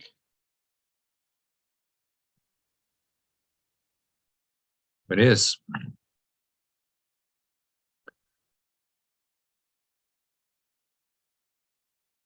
Okay. Paragraph 3. This is probably the last one. We'll see who turns up for the masterclass, but I would like to do the lesson and the quote and teaching. So I think let's make this the last paragraph. And it's an 11-paragraph monster, so we'll be here all night. I think let's make number 3 the last one of the text for tonight. So who would like to read that? Do that. Okay. Just alternate to the original, and then the alternate. Actually, there isn't much I just read to the do alternative. here, except sonship. So, yeah, read the alternative. Yeah. Okay. You do not need pure formless awareness of perfect love's blessing because that you have forever. You need yours. The ego's picture of you is deprived, unloving, and vulnerable. So we need to just translate that. Okay. Do that separate selves picture. Yeah, you cannot love this, yet you can very easily escape from this image by leaving it behind. You are not there, and that is not you. Do not see this picture in anyone, or you have accepted it as you. All illusions about the extension are dispelled. dwell together as they were made together. Teach no one that he is what you would not want to be.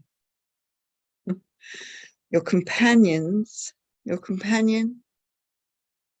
is the mirror in which you see the image of yourself as long as perception lasts. Perception will last until the extension knows itself as whole. You made perception, and it must last as long as you want it. Yeah,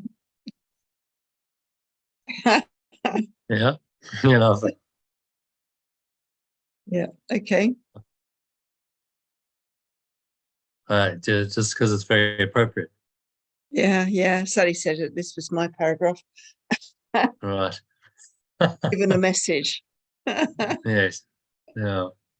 Do not perceive this picture in anyone. Or you have accepted it as you. Yeah. It's kind of, and when he spells it out with this clarity, it's self-evident. Yeah, well, yeah, if I accept that in them, then what am I what are my thoughts in that moment? I'm thinking that that's reality, isn't it? Yeah.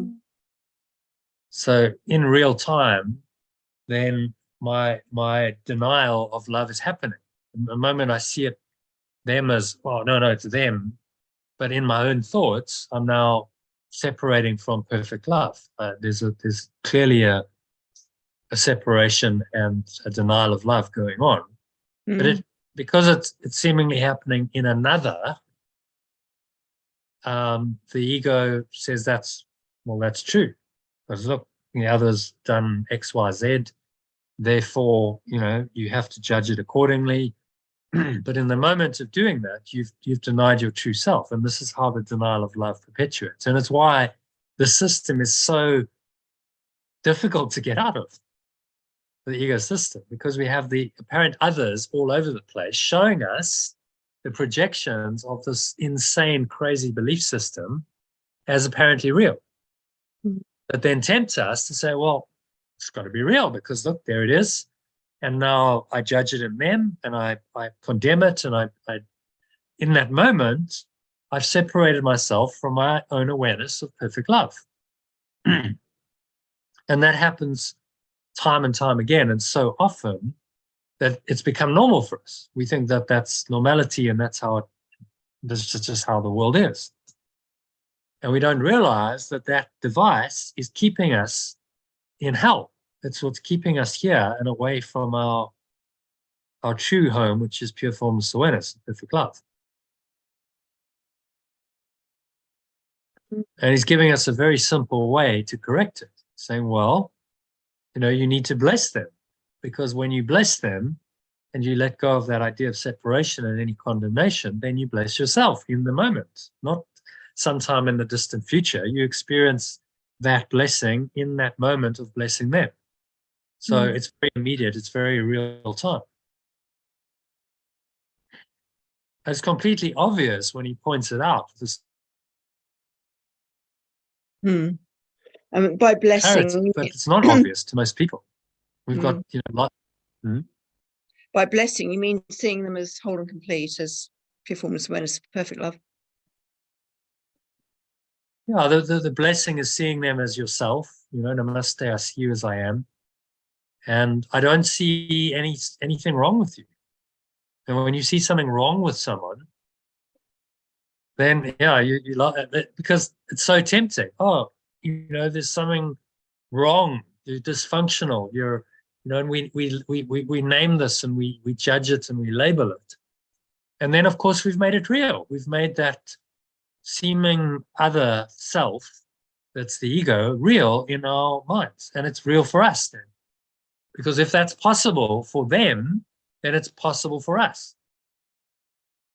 And so we hold ourselves to that split mind all the time by judging someone else as dysfunctional. But actually we are the dysfunctional one. Because we're believing in what's not true.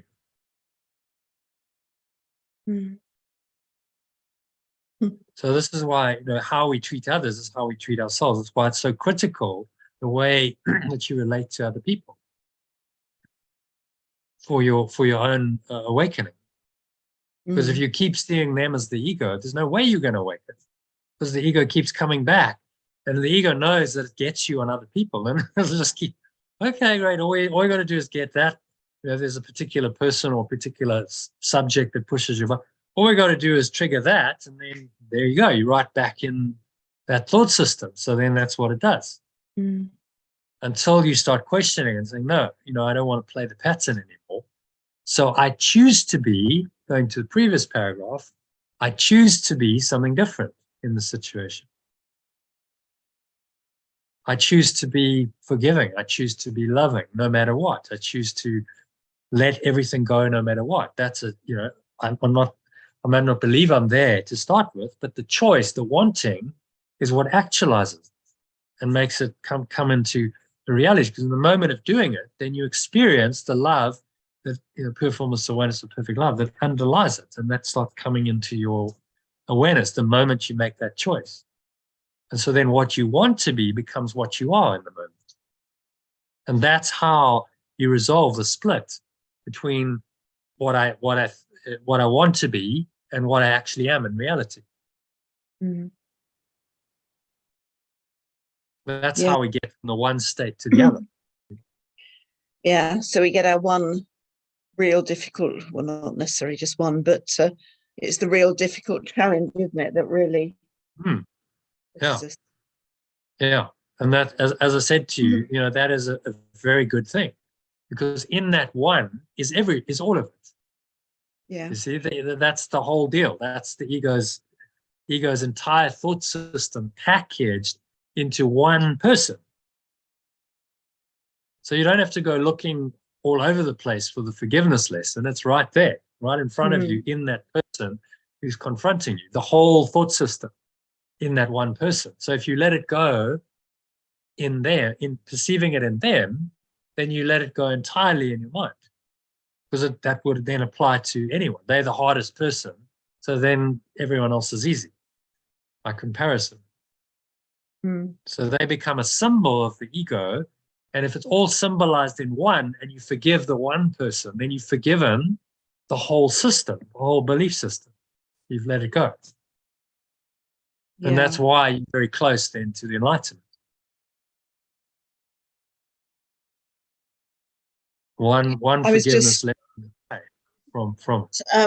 We talked before, it came up because we got Carlos Castaneda's quote coming up. We talked before about the petty tyrant that he talks about. Yes. Yeah. So on one level, so I suppose first of all, the challenge is to overcome the fear that the petty tyrant induces. Once you've got beyond that, you have to try and see them as whole. But while you've still got the fear in your energy, you know, can't really get fear will separate you from it. Yeah. So overcoming the petty tyrant is the two-stage process, really, isn't it?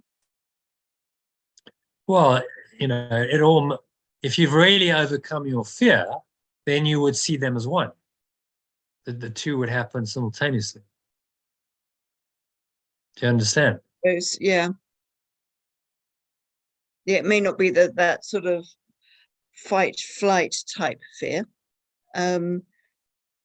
but it will be beliefs that they can cause harm, they can take things, they can do whatever. So it's the more subtle type of fear. So all of that. So that's it. Okay.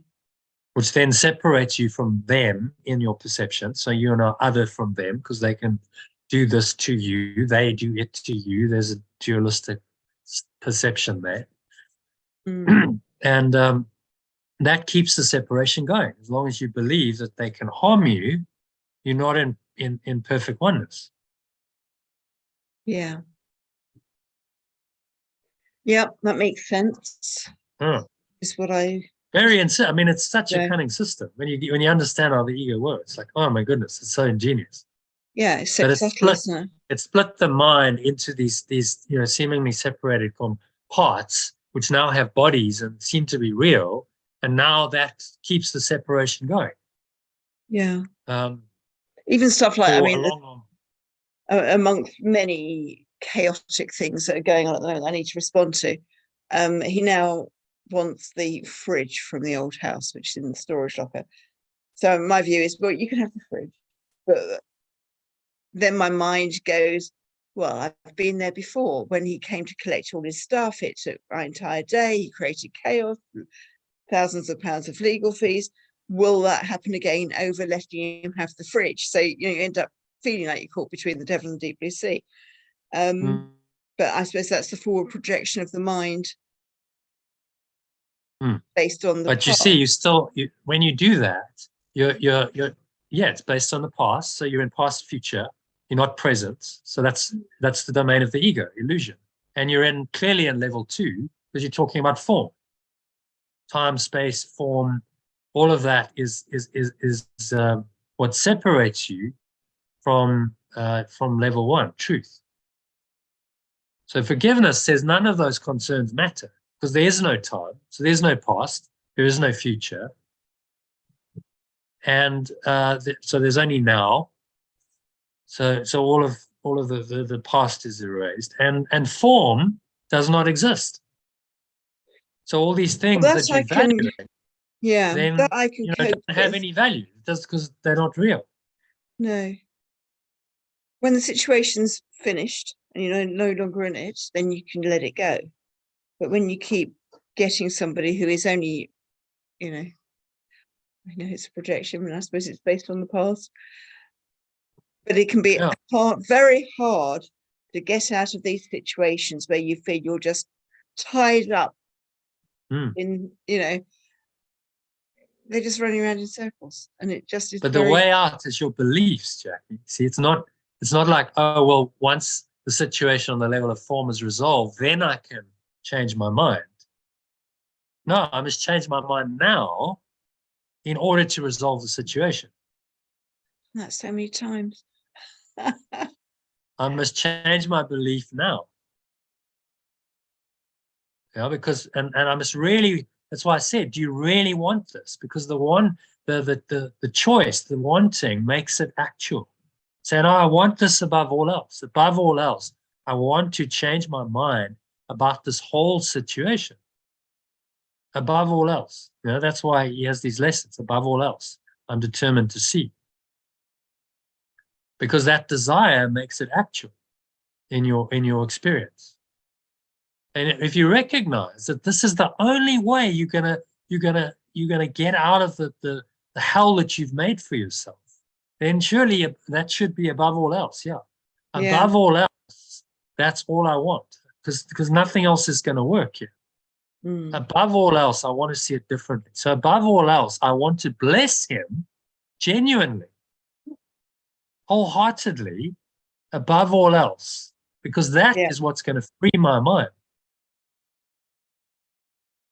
And there's still a bit of a resistance there, I can feel, but above all else, because that is your salvation. See, that's your awakening. And he holds the key. Your perception of him is then your perception of everyone. If you can do it for him, you can do it for anyone. You know that. Because it's like the hardest lesson. The person who's hurt you the most, who's seemingly vindictively, maliciously tried to harm you and hurt you and undermine you and put you in prison and maybe even kill you, is the one that needs your blessing the most. Not because he needs your blessing, because you need to give him the blessing the most. Yeah. Because that does all of that negativity in your own mind. Yes. Do that. Okay. Collapses the ego. Yes. And of course, that's what I'm scared of. It doesn't want you to forgive completely, because if you do, then Jackie's gone. The self-concept goes with that. Yes. So I think, conceptually, we can read these lessons and we can go, okay, I get it conceptually. But then it's to actually apply it in that so-called real life situation that you have. And if you can do that and apply it without making the exceptions that your ego wants you to make, then you really understand this course. Then you get it. Then you become the master, not the student. Yeah. And you'll be very quickly the situation resolved, because there's no more need for it. You don't need the learning anymore because you've actually resolved it in your mind. Until you have, it continues because you haven't resolved it. So the split's still in your mind, and then the split just keeps getting mirrored, because that's how it works. The belief then is projected and it gets mirrored, and he's the projection. And it's so tempting to say, no, I can only get out of that belief when the situation changes. See, I heard you saying that, but that's not the case. I must change my belief first, and then the situation will change, because the situation is the effect and not the cause. Yeah. Okay. And you said, I've obviously got more belief than I realise. Yeah. I've done so much belief changing on this situation. But this goes to the very core of your self-concept, you see. That's why it's difficult. Jackie has to die when you forgive. When you totally forgive him, then Jackie dies. That's like You get saying it? he's killed. Yeah, I know, that's a big one, isn't it? Then that's like he has killed me. Yeah, but he hasn't. He's actually awakened you. He's killed your ego, but that your ego was never you. So he's actually given you the greatest gift he could ever give you, which is to awaken you to who you really are, which is your whole life purpose. That's why you came. Yeah. So you see how the ego will defend, go, oh, no, but then he's really killed me. But from the spiritual perspective, you go, well, bring it on. That's what you want. Yeah. He's doing you the greatest favor. So why wouldn't you bless him if he's helping you to get rid of this insane, crazy entity that's caused you so much pain and suffering? Why wouldn't you bless him? Because that's what he's helping you to do. Yeah. Yeah. The screen is flashing. Can you see it flashing? Yes. What's going on here? It's an anomaly in the matrix. There's an anomaly in the matrix. Something's going on. When the energy gets intense, then it's like, zzz. Yeah. Really weird. But you're getting it. You're getting it. Do you see what Like I'm my saying? ego's saying, let's not hear any more of this. Time out. Yeah. No, but really, that's why I said you're actually very close. Because you got such a great opportunity to collapse the entire ego in one go with this guy. Yeah. Because he's the projection of it all. You can let that go, then nothing else is a problem. Yeah. Yeah. So, the question is, are you willing? How much do you really want enlightenment? Are you paying lip service to it, or are you going, no, actually, I really do. Therefore, Yeshua's giving you the very clear way, saying you must forgive your brother. Totally. You can't do it in a half-hearted measure and go, well, I kind of forgiven him. I sort of, no, it's a total, like absolutely no anger, resentment, nothing there anymore. Yeah. Or I'm in ego. No, that one little fragment of fear or resentment towards him, or there's the ego right there in your experience in that moment. Again. Okay. That's my next job. Yeah, well, what I'm going to invite you to do is book a one-on-one with me, and I will take you through the 10-step process in a meditation. I did one for Susie on Friday. It was really powerful. Personalized to the situation. So you go through it. I walk you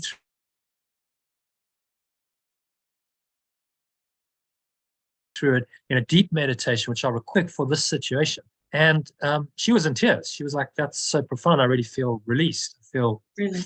Yeah. Yeah. I'm not really a meditation person. I don't find meditation very easy, but so that's exactly why you should do it.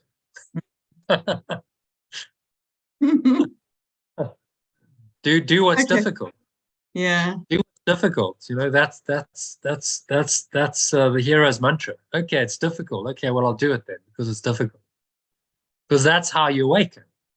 You go into the difficult areas where there's resistance, and then the awakening starts happening. Yeah. Actually, well, I'm just going to go and grab my phone because I've got it on YouTube on my phone. I certainly can't see the text like this. Just a second. Right. Okay. No problem. All right. So Yeah. we just want to summarize this.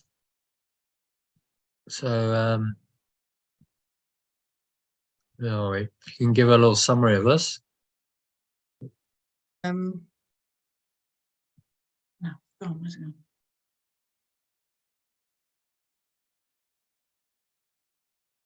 Right. I don't know what's going on, Johnny, but I've got. Oh, hang on, let's come back.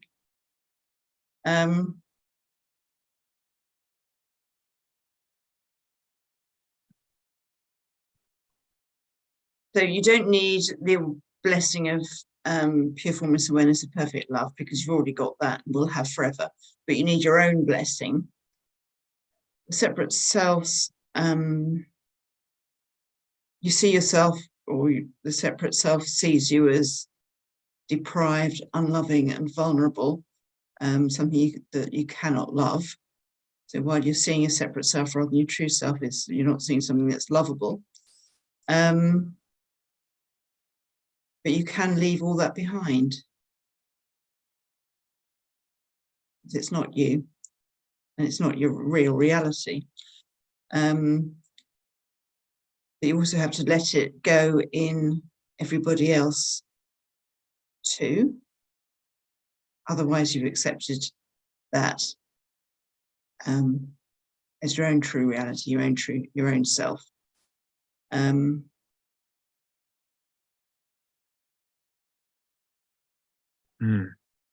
So Teach yeah, no one. Teach no one is what you would not want to be. I mean, it's so profound, so profound. It's so true. So don't accuse anyone of being anything that you wouldn't want to be. Because they are really a reflection, they're the mirror of the separate self that you're hanging on to, or the true self, if you've chosen that part of the mind. You're going to keep seeing these issues and these people who you perceive as lacking and deprived, or whatever the issue is. Well, until the extension knows itself as whole. So is that referring to me and the other, or the entirety of the sonship, isn't it? I guess so. So until we all see ourselves as whole. Yeah. Perception. So that's every mind is awakened. And there is no splits anymore. There's no separation. Yes. At all. And so when you heal and you let go of your idea of separation from let's say, your ex, who's the big one for you, then you're one again. You're one with him, you're one with everyone. The separation's over and there's no more separate self for you. Yeah. You've collapsed it. And that's the final outcome of the perception is to go into that unity state where you realize I'm not separate, I'm not a separate self. Never have been.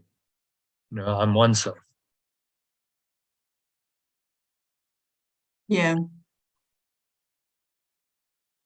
All right. Someone's joining us for the masterclass. So you want to finish this later or something, or tomorrow? Yeah, I mean, we're not going to, there's another 7 paragraphs, so we're not going to finish it, but let's welcome. We can go into the quote and teaching. Hi, Fred. Hi, how are you doing? Yes, well, thanks, and yourself. Nice to meet you. You're Christine's friend, aren't you? Yes. Am I early? Yeah. Welcome. No, you're not early.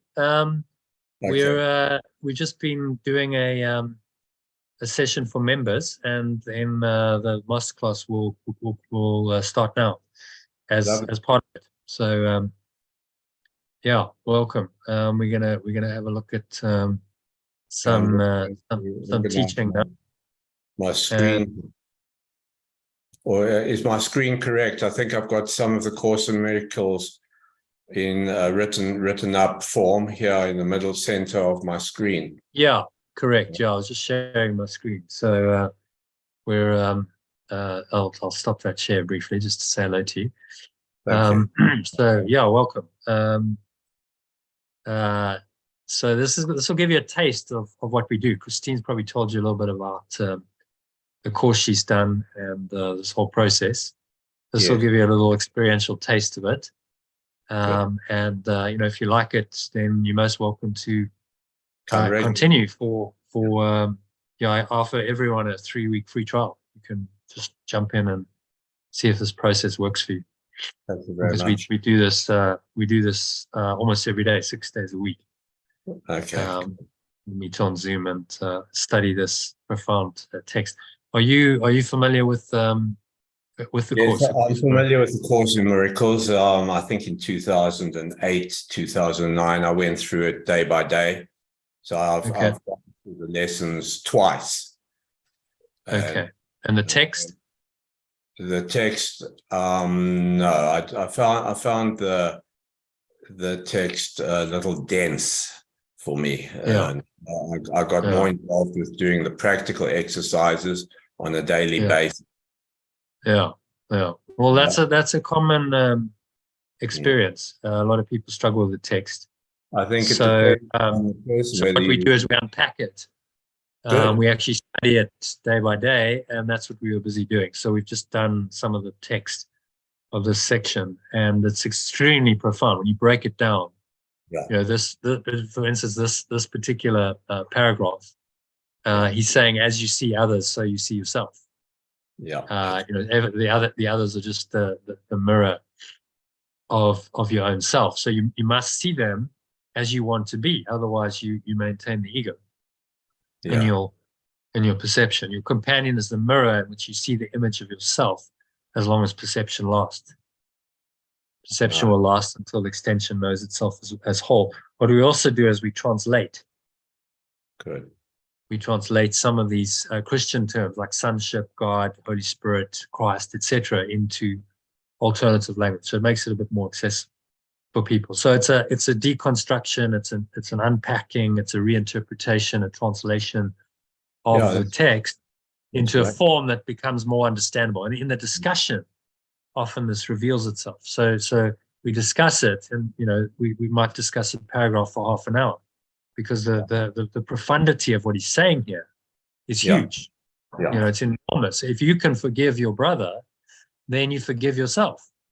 You become one again with your true self and with him or her in the doing of that. So he's saying, well, this is the only way. You can't split your mind and think that you can judge someone else as separate from you and not do that for yourself.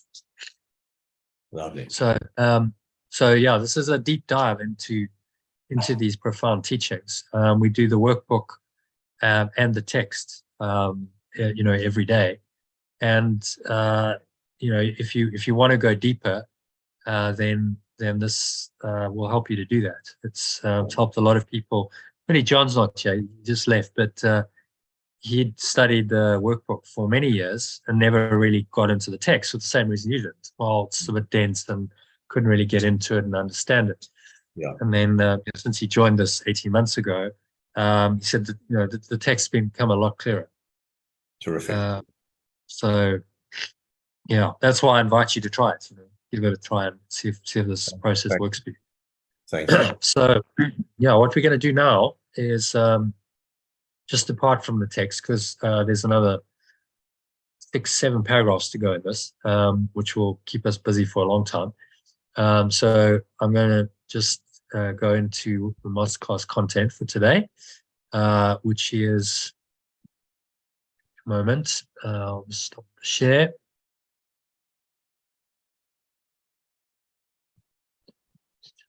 this. Okay, there we go. And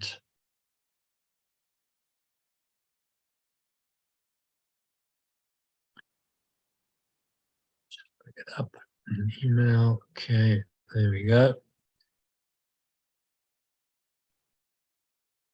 Okay, so I'm going to share my screen again.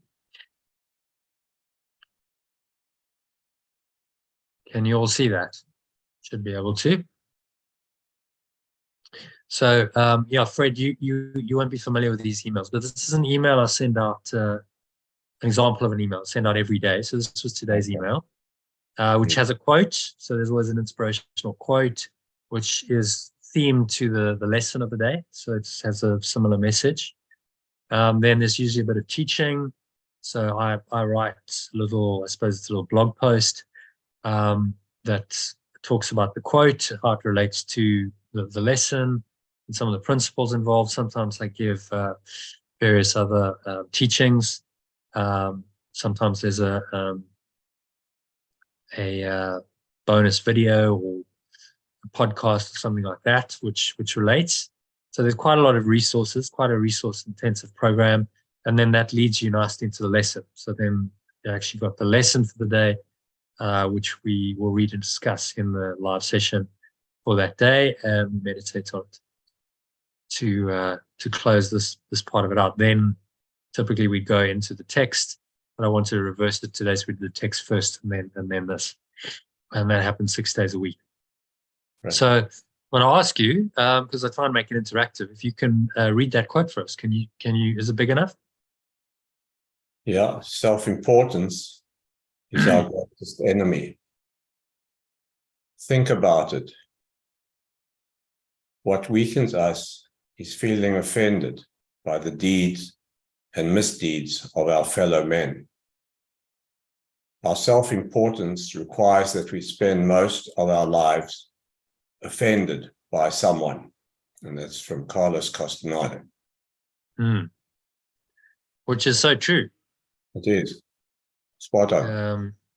Yeah, so he was a Toltec shaman. The Toltecs were a civilization in South and Middle America. Aztecs and Incas were part of that whole Toltec civilization.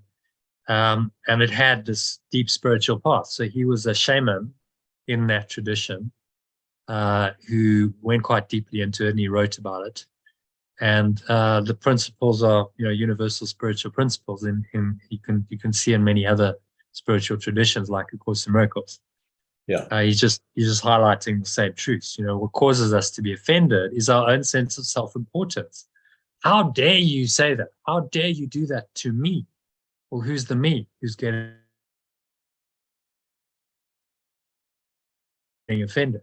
It's only the me that thinks it's important, and shouldn't be treated that way. So it all comes down to our sense of self-importance, which is just another name for your ego or separate self-concept. That's behind all the forms of offense you've ever experienced in your life. It always comes down to, well, my own self-importance is what's been offended. It may seem like other people and circumstances are offending you, but remember, this is the great deception of the ego. It always tries to convince you that you have been unfairly treated and are the victim of people and events outside of you, to justify the guilt, fear, anger, and hatred it wants you to experience. So it's a great illusion, a great deception that the ego or the separate self has spun to convince us that we are unfairly treated. We're really the victim of these cruel people and events outside of us, and that justifies our guilt, fear, anger, and hatred, because apparently it's been done to us, and apparently then anger is justified, resentment's justified. And what Yeshua is teaching us in the Course is that this whole system is a setup. It's setting us up to be upset continuously, because that is what keeps this sense of a separate self alive. So in other words, anything or anyone in the apparently external world that offends you is really just a projection of your belief in your own self-importance, to set you up for a fall into its dark domain of negative thoughts and emotions, right? So every upset is a setup. Very useful to remember that little phrase. If I'm upset, I've been set up to be upset. But it's also a setup for a miracle. It's also a setup for a transformation of my mind. It offers me that opportunity. So every upset is an opportunity for my healing of the upset, my healing of my belief in a separate self, my awakening to who I really am. And that's the positive interpretation that Yeshu is trying to inspire us to see in every situation. So perceived through the eyes of the Holy Spirit, which is your remembrance of oneness, any apparent offense you experience is an opportunity to let go of your sense of self-importance. That's the real cause of you feeling constantly offended by others and the world. So it's an opportunity to let go of your only problem, which is that sense of self-importance. If you didn't have the separate self and the self-importance, you couldn't be offended, you couldn't be harmed, there's no problem. As I think the Buddhist master said, no self, no problem. If I don't have a separate self, there's no problem. The only problem comes because I identify myself as separate somehow. So therefore, the ego's mechanism of projection of your anger and fear outside of your mind to convince you that you really are a separate,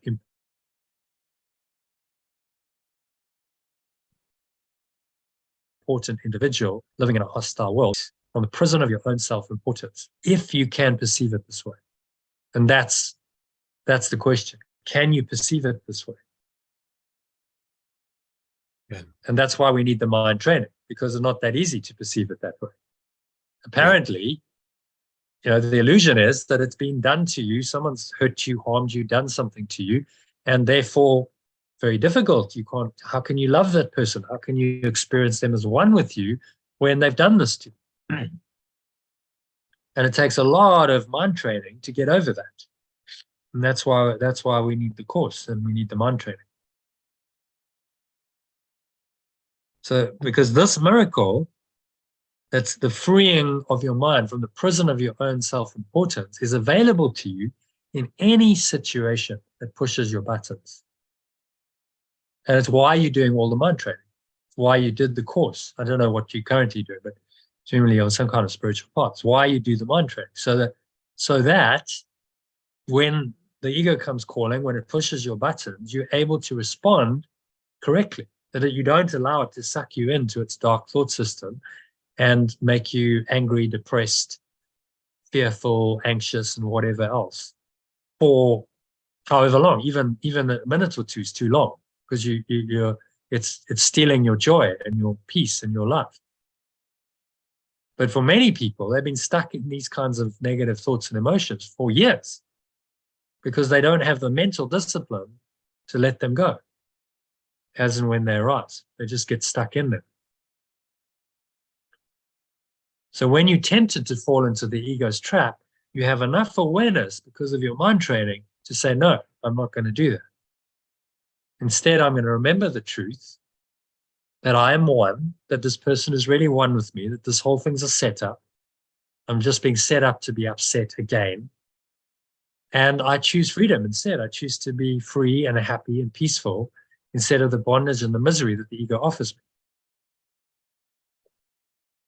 And that choice, the ability to make that choice when you're tempted, is what I call the one essential skill. It's the one essential skill we need to learn in this world. Yeshua calls it forgiveness.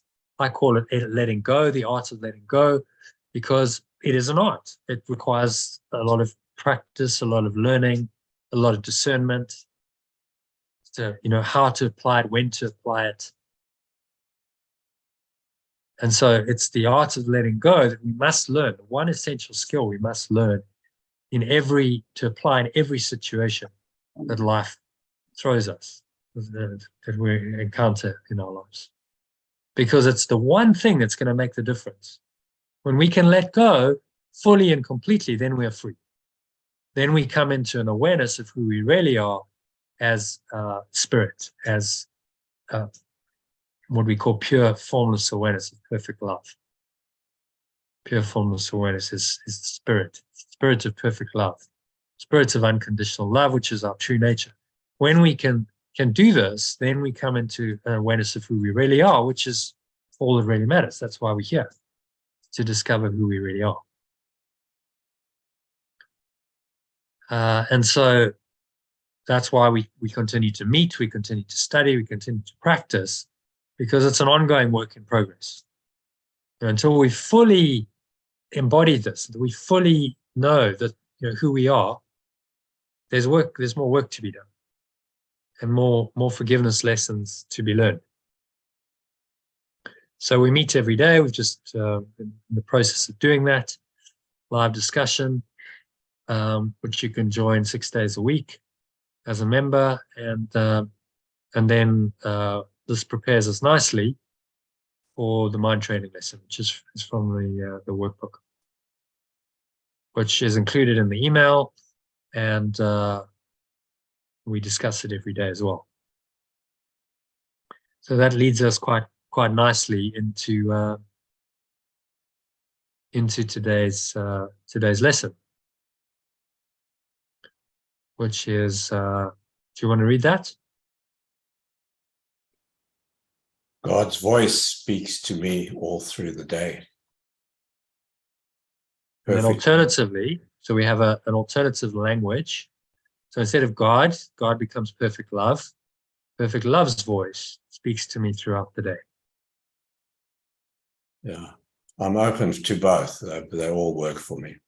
Yeah, which is good, because you know, ideally we should be. But the reason we do the translation, because a lot of people go God's voice and they go, it doesn't really resonate. I have maybe a negative perception of God because of past conditioning, programming. I don't really get it. And so then, you know, I find it difficult. I find reading the workbook, and certainly the text, difficult because of this language. Okay. So the mission is to translate it into a language that's more accessible, so that more people can come in and go, okay, well, that actually makes sense to me now. And then after a while, they go, well, I'm actually okay with God now. The word's okay because I understand what it really means. Yeah. So then I'm doing the translation in my mind naturally. Good. So perfect love's voice speaks to me throughout the day. And then if you click on here, it takes you into the lesson, which I've translated. And see, I put some visual images to it. So there's a bit of an image, which again makes it more meaningful. What I've tried to do is just add a lot of value and a lot of support to this really amazing teaching. It's a profound, amazing teaching that Yeshua has given us, and I guess my mission to try and make it more accessible to people. So what I'm enjoying is that you are dovetailing it with a whole lot of other teachings that are available, so that it's not only the Course in Miracles. There's yoga, there's Eastern ideas, there's Castaneda, there's everywhere open. It's open. So you see, the truth is universal. Yeah. Lovely. Yeah. Have you been getting you say I'm enjoying, have you been getting the text messages? I think I've got them, but I haven't read them. I just thought, I'll start here with this. This is easiest for me. Yeah.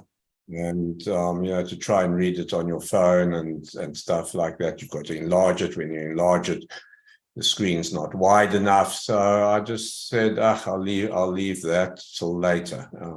Maybe I'll do it on my computer where the screen is bigger. So here we are. Yeah, that's good. Here we are. Yeah. So what we generally do is just read a bit. We read the original, and then I've got a translated version of it underneath that. So that's the gray, and the text that I've changed is italicized. So you can read it, and the nice thing about the translation, it gives you a second take on it. So okay, so let's read the original, let's read the translation, and the second take gives you an opportunity to go deeper. Anything, I mean, you review it, going to go deeper, but now you're getting another understanding of the meaning of the key terms of the sentence. So let's try it. If you read paragraph 1, what we generally do is read the original in the sentence and then the alternative underneath. And then if there's anything that comes up, anything you want to discuss, then we do that. Okay, so I've got a problem with the Zoom picture of myself and you are over the text. So I can't quite read it. I need to move the text where I'm sitting to my left. It might be from your side to the right, but the page is obscured by our faces. Yes. Okay. So are you on a computer or a phone? No, at the moment I'm on a laptop. You're on a laptop. Okay. So you should be able to drag the window across. So, just click on the Zoom window where you see yourself and me on the top, anywhere in the black. Just click on it, hold down while you click, and then just drag it to the side. Yeah, there we are. Yeah, and then you clear the space for yourself. Yeah, I can make it a bit bigger if you want. No, that's fine. Okay, is that good? You can read it? Yeah, yeah, perfect. So it's quite possible. So it's quite possible to listen to God's voice all through the day without interrupting your regular activities in any way. The part of your mind in which truth abides is in constant communication with God, whether you are aware of it or not. It is the other part of your mind that functions in the world and obeys the world's laws. It is this part that is constantly distracted, disorganized, and highly uncertain. So, read the section. Then the alternative. Yeah, let me just get these things out the way.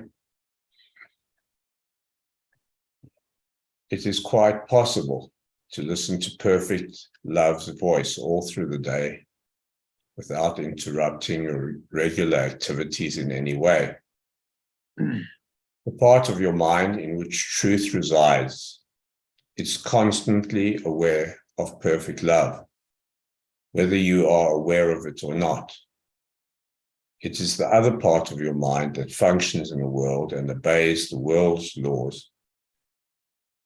That is this part that is constantly distracted, disorganized, and highly uncertain. Yeah. So any thoughts on that? It all sounds perfectly acceptable. I understand what it's saying, and I accept it. That there is the world, and sometimes I'm in the world, and sometimes I'm not. So yeah. Where are you mentally? That's the question. Where are you mentally and emotionally? Yes. Well, this is the other thing. part of your mind that functions in the world, obeys the world's laws. Yeah. And the more we go into that, the other part, the ego mind, the more distracted, disorganized, and uncertain we become. Yeah. Not a certain thought system. And we've all been there. You get lost in it, and it just becomes chaotic and confusing and disturbing and upsetting. There is the illusion that I have to control the world and its laws. So when I'm functioning in the world, there's that kind of stress or tension that you've got to keep it together, that you can't be in another world. That if you lose yourself in the world of love, then and you don't pay enough attention to what's going on in the world with its laws, you're going to. For me, I mean that I think it's common for everybody. You think, well, I'm going to wake up with a bang, and it's going to be too late. Things are now out of control in my world. I lost all my money, and things are falling apart. Is that thought? Yeah. Well, that's the ego is telling you, I'll look after you. I'll control your reality. I'll keep you safe. But Yeshua is telling us it's a lie. The ego is the problem. It's not the solution. So, It's okay. So if we're talking, I don't know if it's just you and me or we're in a big group here, but no, it's just the two of us. Everyone Okay, else is so left. so We'd already been going for 3 hours. So okay, so yeah. Jonathan, so this is the thing. If I call your name Jonathan, you answer yes. So is that your ego answering? When you're driving a car, you're keeping it on the correct side of the road, and you're obeying the laws. So the ego has a job somewhere. No, but it's not really the ego that's doing that. So then you can explain to me who is driving the car. Well, so depending on which part of your mind you're using, it's either going to be your true self or your separate self, your ego self. Depending on what you believe, what you identify with. Okay. So your true self can also drive a car. Can live your life much better than your ego ever can, and it can do various things like driving and whatever tasks are necessary in this world. I've got it. I've heard you, and I've got it. Yeah, that's good. Yeah. So this leads us into the idea of the Holy Trinity, which is really a device for correcting the mind. The theologians struggle with it because they struggle to understand how three things can make one. Yeah. But it's a learning device for the mind. So if you understand it correctly. So from the perspective of perfect oneness, which is God, Father, heaven, truth, oneness being, we call it pure formless awareness of perfect love in our language, source, knowledge, revelation, spirit, reality, and there's other names for it. There's nothing to do. Everything's perfect in that state of mind. But in our seemingly separated state, we now seem to have another self going on. We have all the experiences of separation, people, things, places, events, circumstances, situations, traumas, successes, failures, and all experiences that seem to exist and happen in the physical universe of time and space, seemingly going on in our perception. So this is the world of perception, and this is the world where Yeshua's given us the course. He said, well, you need this to correct your mind. So, but now we have the Christ, or the true self, which is the right part of our mind. It's our true nature. And that can perceive correctly. So Christ's vision, or true perceptions, are the miracles of forgiveness, or letting go, as I call it, which put us into a state of flow. This is how we listen to our intuition, or surrender, or accept the truth, and this is how we saved. And this is the process. He calls it one-ment, or enlightenment, or awakening. So the idea is it's a process. That we're moving from a state of being identified with a separate self, and we're moving from that separate self through a change in mind, a change in perception, into an awareness of our one self. And that one self, the true self, now is interpreting this so-called reality for us. So when you say, who is doing it? If you're in your right mind, then the true self, or Christ, is perceiving and thinking and speaking and acting for you. Okay. And it is what's doing it. Okay. And the separate self then has been undone when you fully identified with the Christ. Okay. So you don't need the ego to live your life for you. The true self can do it for you, because it can reinterpret all of everything that the ego made, but it now perceives it from the true perspective of oneness.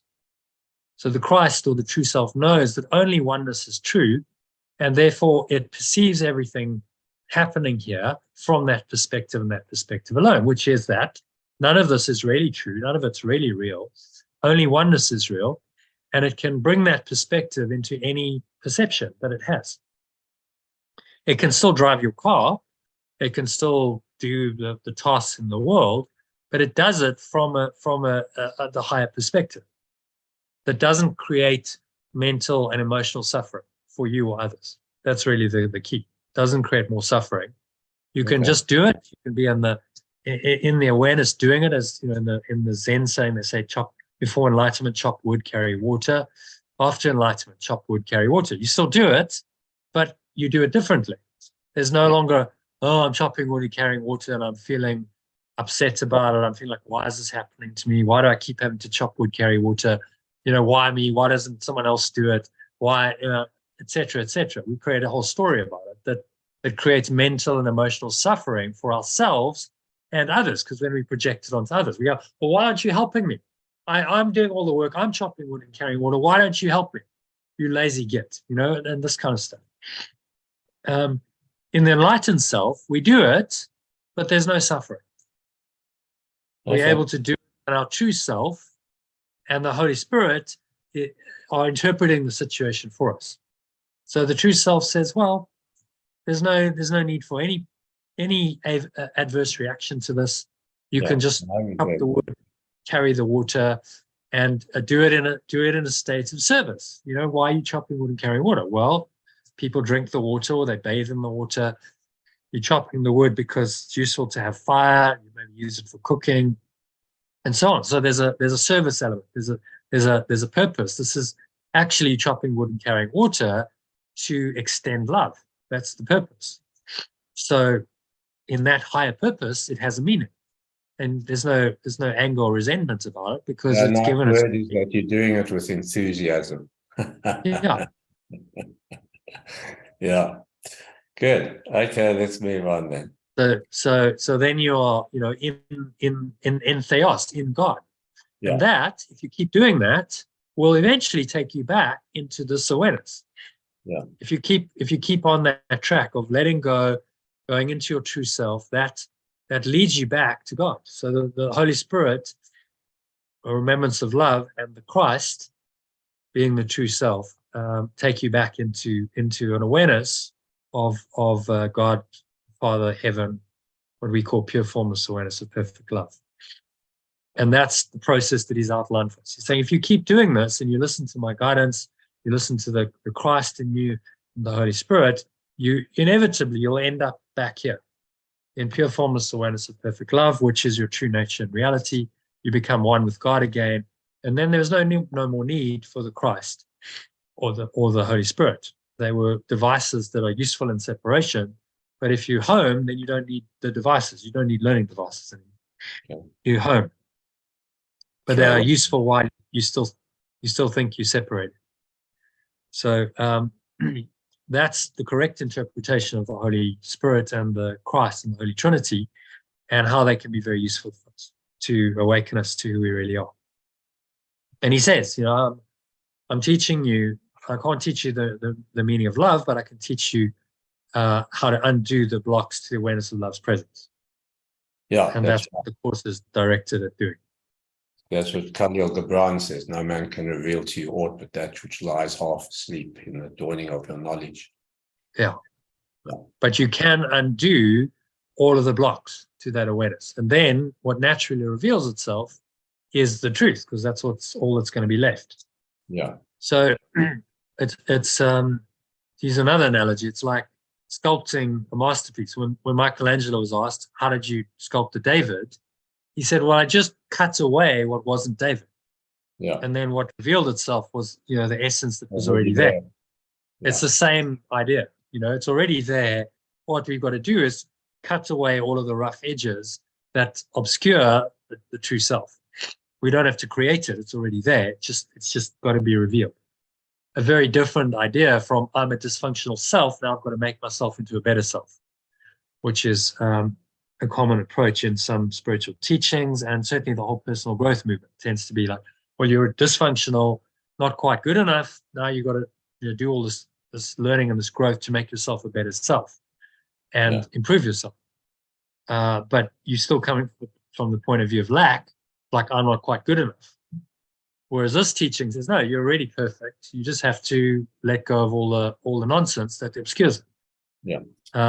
And reveal it. And that's where the letting go process, the letting go or the forgiveness is the cutting away of everything that you're not to reveal what you are. Very simply. Okay, so there's a couple more paragraphs to read, and then go into meditation if you like. Yeah. So the part you want to read number 2, I think. Try reading it this time line by line, so sentence by sentence. So you read this in the original, and then read it in the alternative. See how that goes. The part that is listening to the voice of God is calm, always at rest, and wholly certain. The part that is listening to the voice for perfect love is calm, always at rest, and wholly certain. It is really the only part there is. It is really the only part that is. The other part is a wild illusion, frantic and distraught, but without reality of any kind. The other part is a wild illusion, frantic and distraught, but without reality of any kind. 4. Try today not to listen to it. 4. Try today not to listen to it. 5. Try to identify with the part of your mind where stillness and peace reign forever. 5. Try to identify with the part of your mind where stillness and peace reign forever. 6.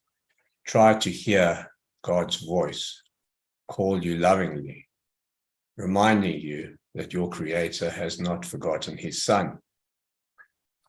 6. Try to hear perfect love's voice call to you lovingly, reminding you that your source has not forgotten its extension.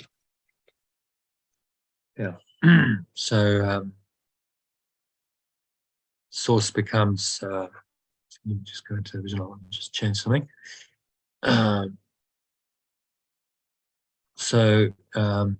Creator becomes source, Son becomes extension of source,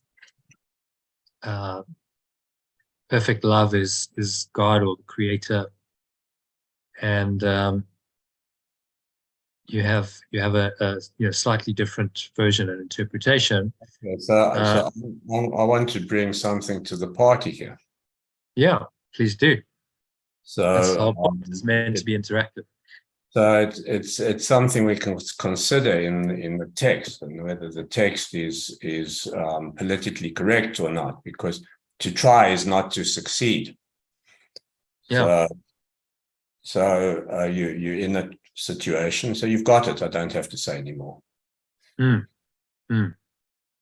Yeah, trying is not doing it, but that's part of the paradox of this, isn't it? Because we don't believe we're there. We're not seemingly in imperfect oneness. Yeah.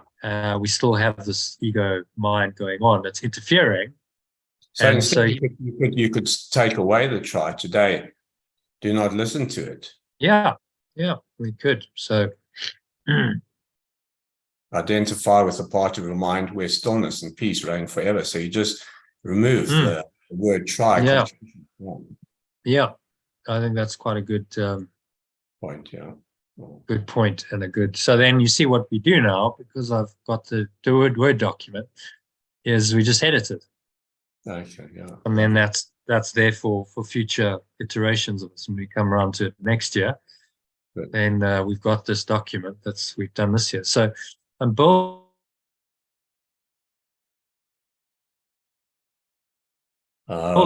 We building, it's not just me, sources for future that people can use that have a different interpretation. So I think it's a great interpretation, because you're saying, no, let's not try, let's just do it. You do or you do not.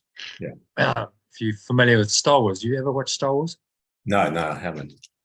So there's a character called Yoda, who was the master, he was the Jedi master. So he's a symbol of the enlightenment. But I didn't follow the series, so yeah.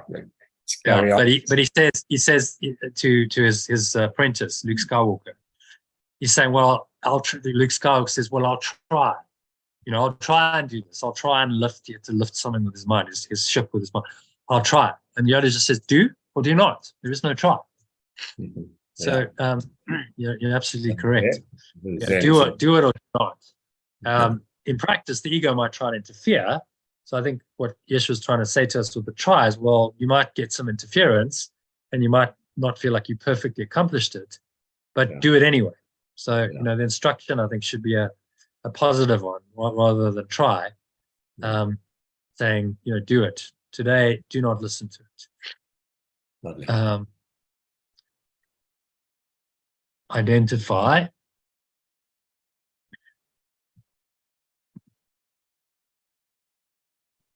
It's a nice thing to do, to identify with the part of my mind where stillness and peace reign forever. I'm 50 years in training or in practice, you could say. So I know what stillness is. I know what meditation is.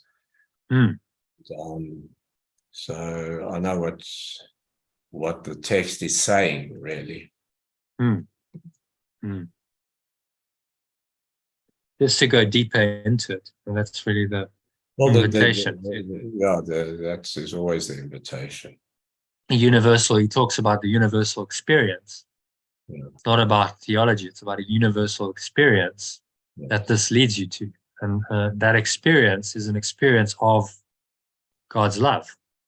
All of that pure formless awareness of perfect love, as we call it, where you experience that fully, wholly, and completely. And that becomes ultimately your only experience. That's it. That's the eternal state of mind that he's leading us to. And so, we've all, as humans, we've got to go much, much deeper into that as an experience, which is why we practice and study and do this work. Okay, so hear perfect love's voice call to you lovingly, reminding you that your source has not forgotten its extension. So as opposed to God and his son, we have, or creator and his son, we have source and its extension, as the language said. Which for me, I've always been more comfortable with it because we were never actually created. Created implies that there was a time when we weren't created, but we've always been. So source implies, well, it's the source that's always been, and we're just an extension of the source that's always been. We were never, brought into creation by some, act of God. We have always been. Otherwise, it wouldn't be eternal.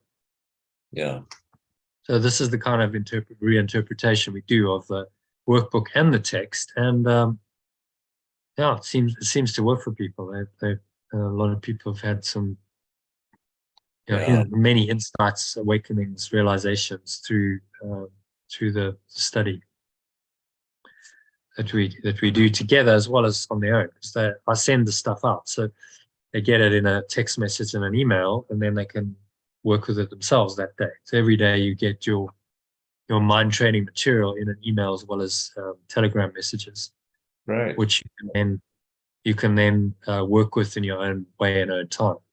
If you'd like to join the live sessions, then you can, but many of the people in the community don't. So lovely.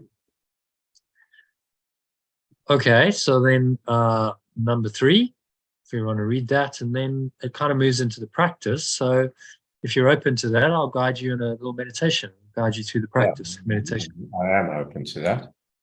So we are here at 4.9.3. Yes, We will need at least 4 5-minute practice periods today, and more if possible. We will try actually to hear God's voice reminding you of him and of yourself. We will approach this happiest and holiest of thoughts with confidence, knowing that in doing so, we are joining our will with the will of God. He wants you to hear his voice. He gave it to you to be heard.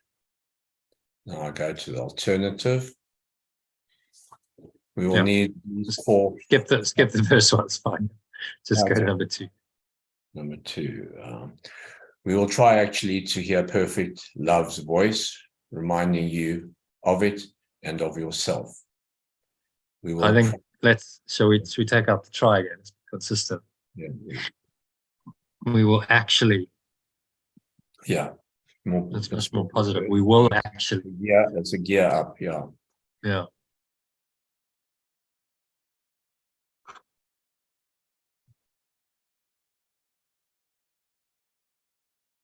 We will approach this happiest and purest of thoughts with confidence, knowing that in doing so, we are uniting our awareness with a pure, formless awareness of perfect love. It wants you to hear its voice. It gave it to you to be heard. Beautiful. I'm just going to change that to you. I think you would be.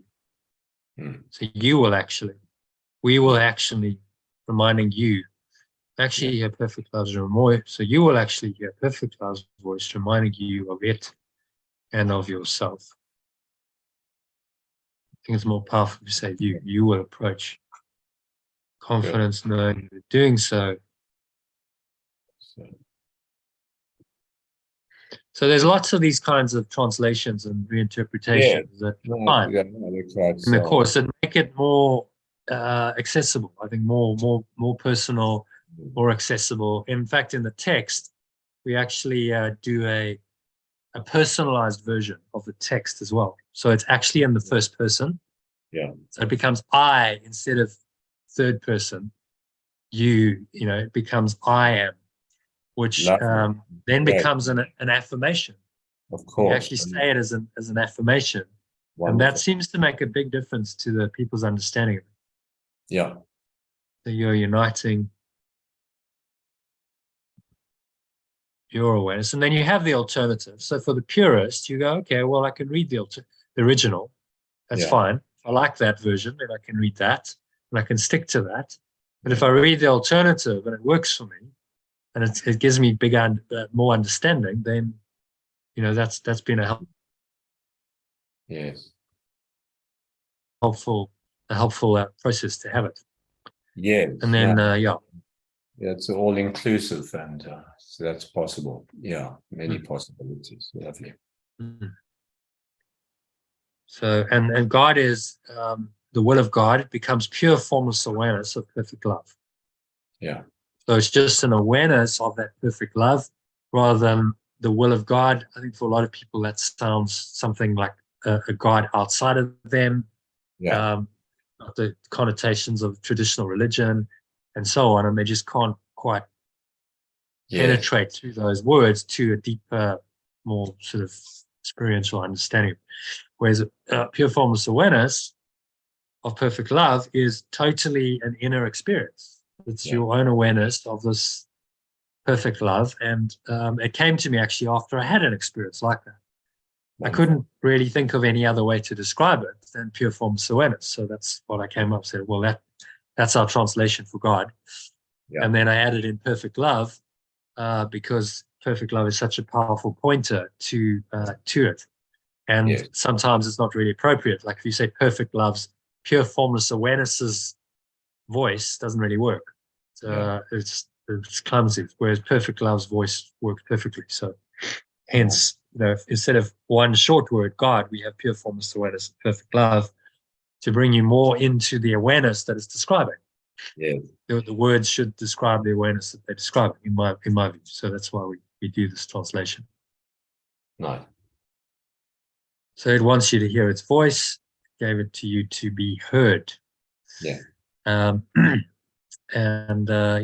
you know, so if you participate in this process, you're part of creating, rewriting the course. Ultimately, this will become an alternative version of A Course in Miracles, which will be published in some form, whether it's in one book or just in this, lesson by lesson format, section by section. I think I might keep it like that. But it's an alternative translated version that I think will open it up to many more people in the world to study and really get the profound meaning of it. Yes. So that's what we're doing in this daily. Every day we meet and do this. Good. It's work. So that leads us into listen in deep silence, which is much better when you're actually doing it. So if you'd like me to, I'll guide you through a little meditation on this. Very nice. Yeah. Yeah. So, because really the lessons are meditations. He's trying Yes. to take you into a meditative state Yeah. where you experience it in a deeper way. So it goes beyond just the concept into an actual experience you're experiencing in your mind through that lesson. Great. Okay, so just put yourself on mute.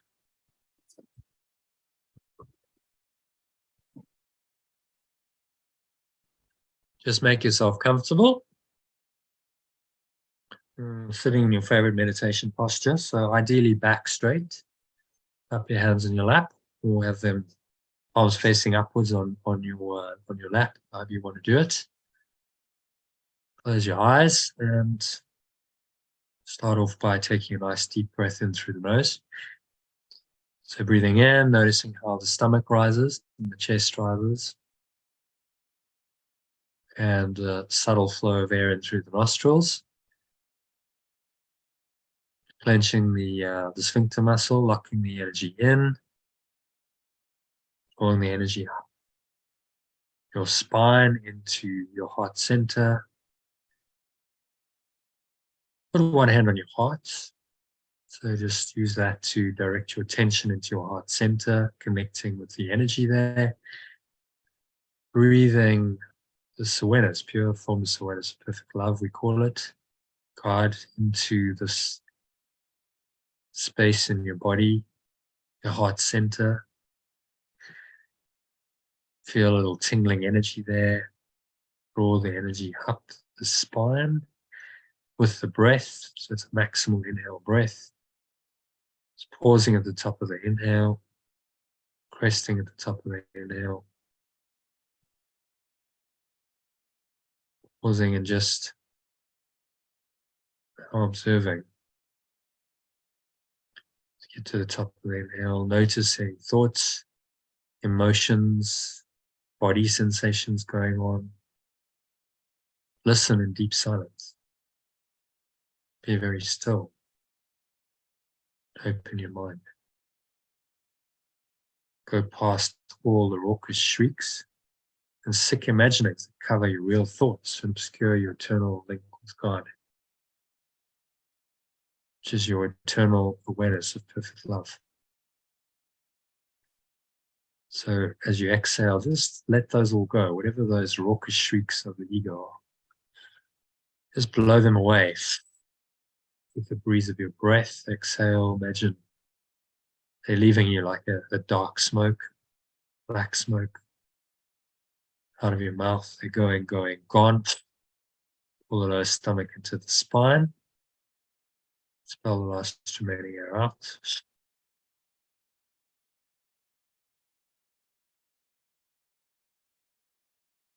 Pull the lower stomach into the spine. And just rest here in this deep peace and stillness. A few moments. Sink deep into the peace that awaits you beyond all of the thoughts of this world.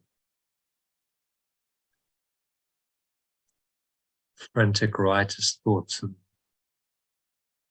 insane sights and sounds of this world. You do not live here.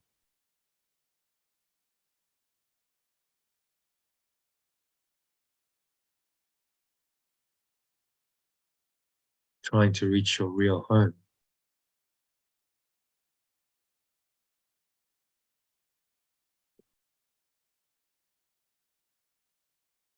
You are reaching your home right now. It's not just about trying.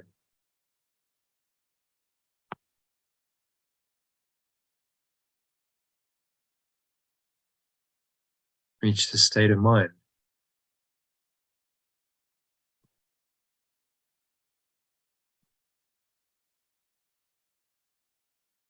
in which you're truly welcome.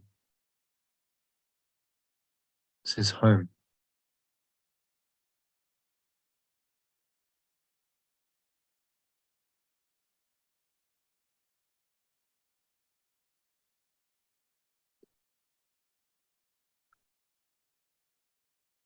Trying to reach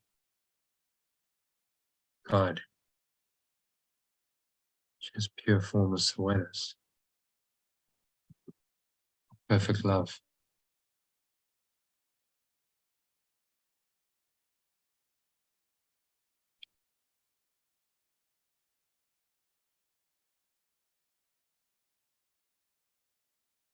So you are in that state. That's awareness, pure formless awareness. Perfect love. It's just aware of itself. Aware of awareness. Aware of itself.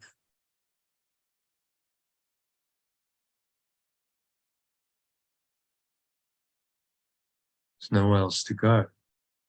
Nothing else to do. There's nothing else to think of. In this awareness, you are perfect. You are whole. You're complete.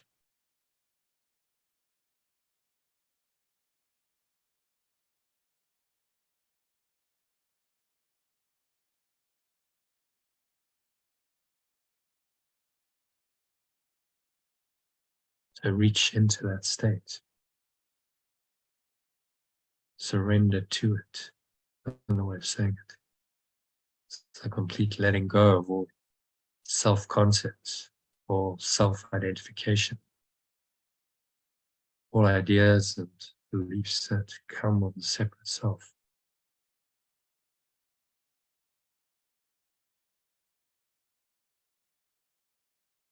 So nowhere else to go, nothing else to do, nothing else to think about.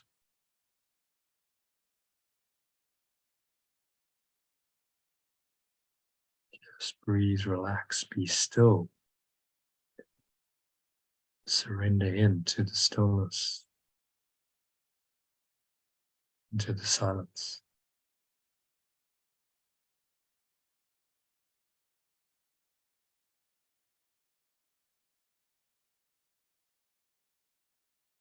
And hear the voice of God, the voice of perfect love, speak to you in that stillness and silence. For the next couple of minutes of deep silence, just surrender completely to this pure formless awareness, perfect love.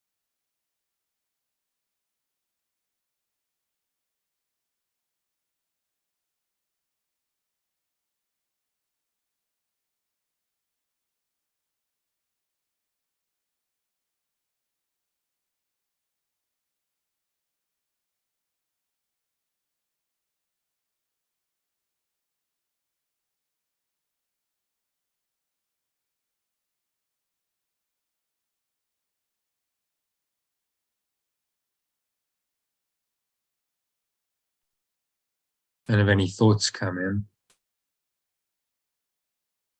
to disturb this deep peace, just observe them, realize that they are not you, just trying to pull you out of this awareness into awareness of a separate self, self that doesn't really exist, a world that doesn't exist, and dismiss them.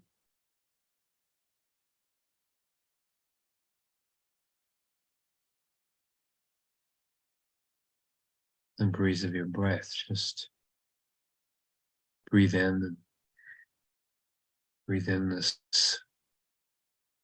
pure awareness, pure formless awareness of perfect love into every pore, every cell, every muscle of your body, every part of your mind, every fiber of your being is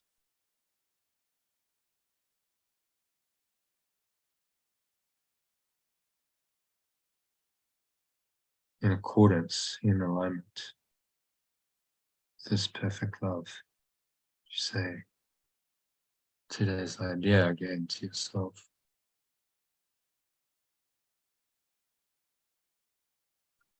Perfect love's voice speaks to me right now. And then exhale and just blow these thoughts away. Imagine they're like clouds being blown away by the breeze of your breath to the nothingness they really are. They're going and gone. Pull their stomach into the spine. Expel the last remaining air out.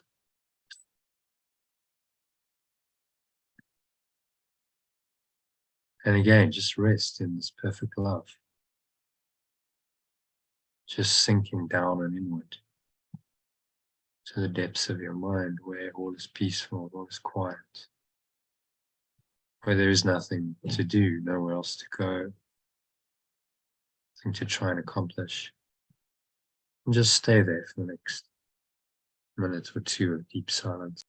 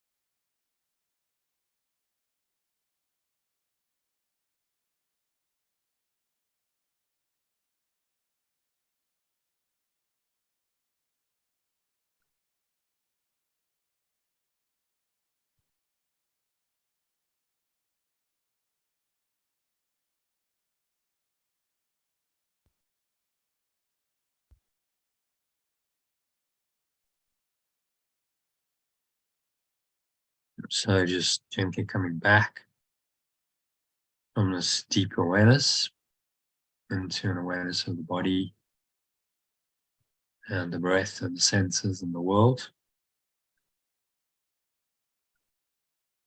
And on the count of 3, you're going to open your eyes. So 1, just breathing in. Noticing how the stomach rises and the chest rises. Subtle flow of air in through the nostrils. Pausing at the top of the inhale, smile.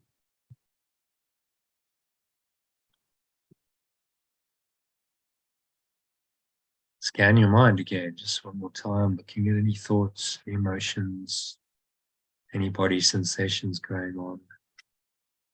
Particularly anything that feels negative or limiting, contracted, constricting in any way. And you're just going to let it go with the breath. Exhale. Remind yourself that perfect love's voice is a replacement for all of these crazy ideas. Blow them away like dark clouds just leaving you. They're going, gone. Pull the lower stomach into the spine. Expel the last remaining air out.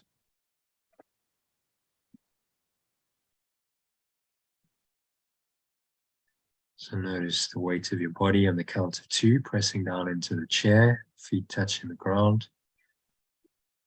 Noticing what you're feeling with your hands and touching. Maybe there's a subtle taste in your mouth, a smell in your nose. And notice what you're hearing in the surrounding environment. Just noticing all these things from this very still, calm and surrendered state of awareness. I'm going to anchor this awareness in, even while you continue on and sense perceptions, continue on with your healing, on into the week ahead. This awareness is always with you, goes with you wherever you go, because it's your true awareness. It's the fundamental awareness in your mind, without which you would have no existence at all. So how can it not be with you wherever you go? But you haven't been aware of it always. So the key is to be aware of it. You can use the mind training lessons from the workbook to help you to remind yourself of that awareness. Keep yourself connected to this awareness frequently throughout the day. So one more time, say to yourself, perfect love's voice speaks to me throughout, not just today, but all my days. Throughout all my days, all my time on earth is spent with this voice speaking to me, guiding me, showing me what to do, what to say, to think, what to say, what to do. That determines our life here. Thought, emotion, words and actions make up our life. So this lesson is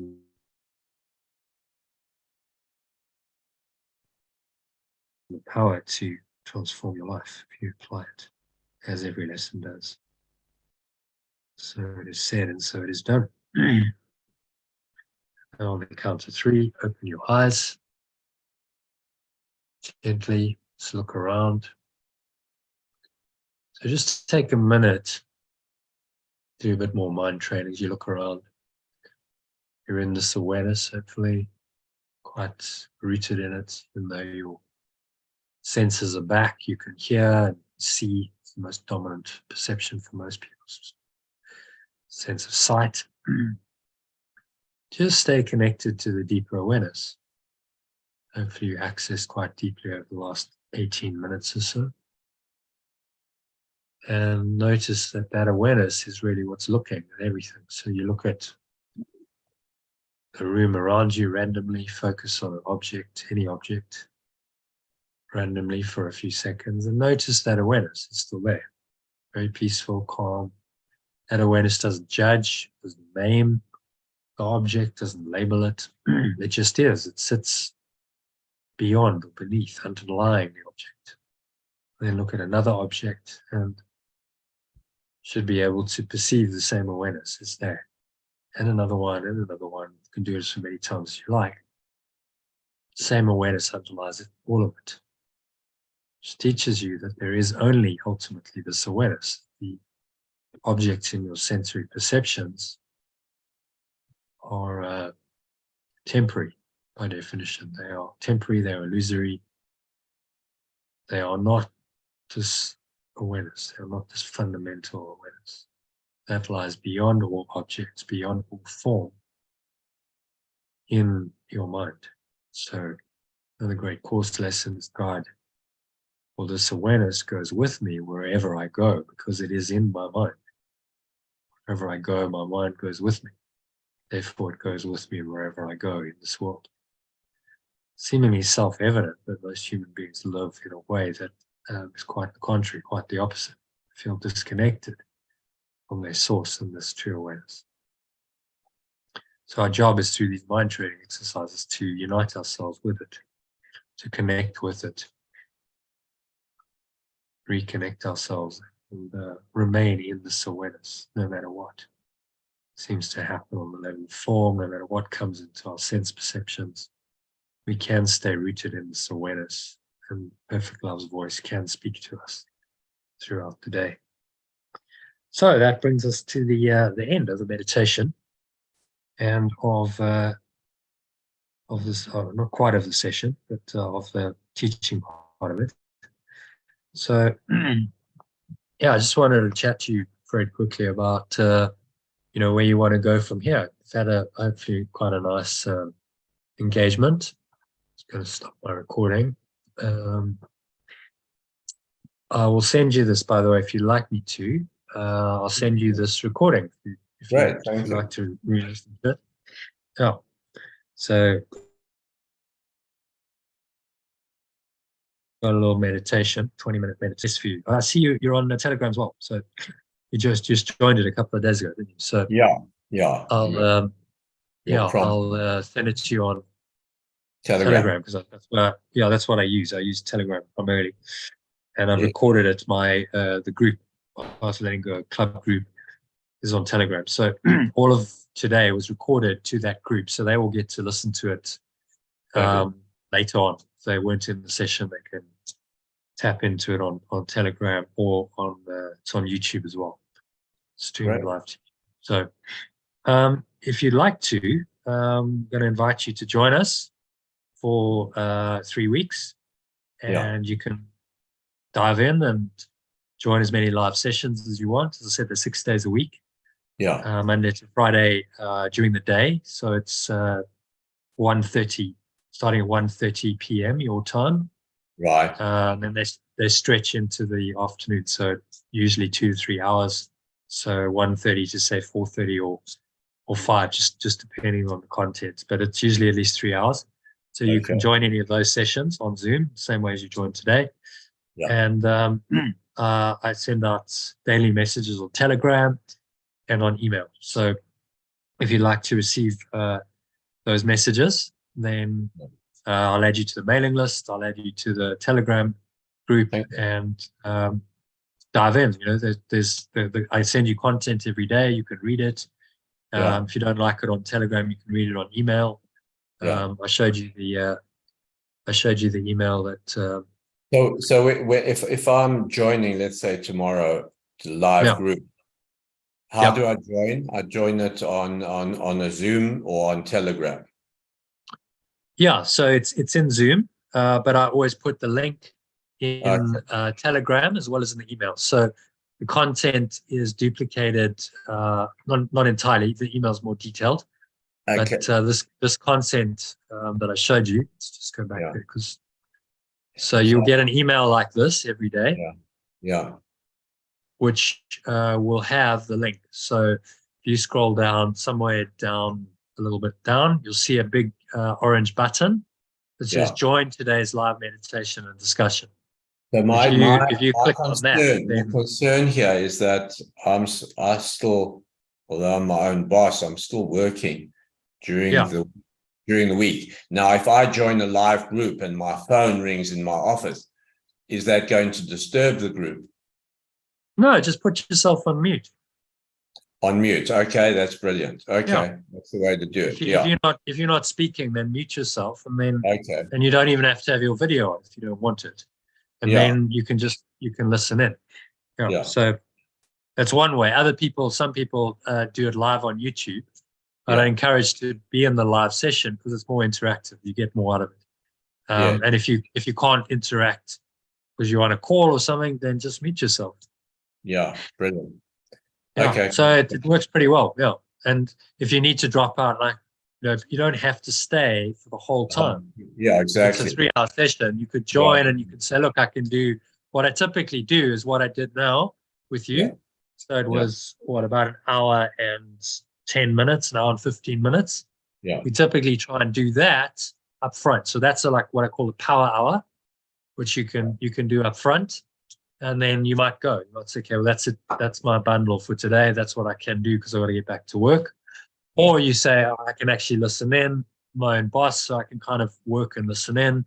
Or, I've got a bit of free time, so I can I can actually participate in the session.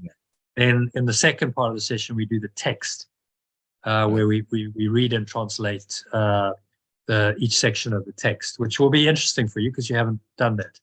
As far as that so much. So it's a reinterpretation and a deeper understanding of a text, and we just do it section by section. So every day we do another section.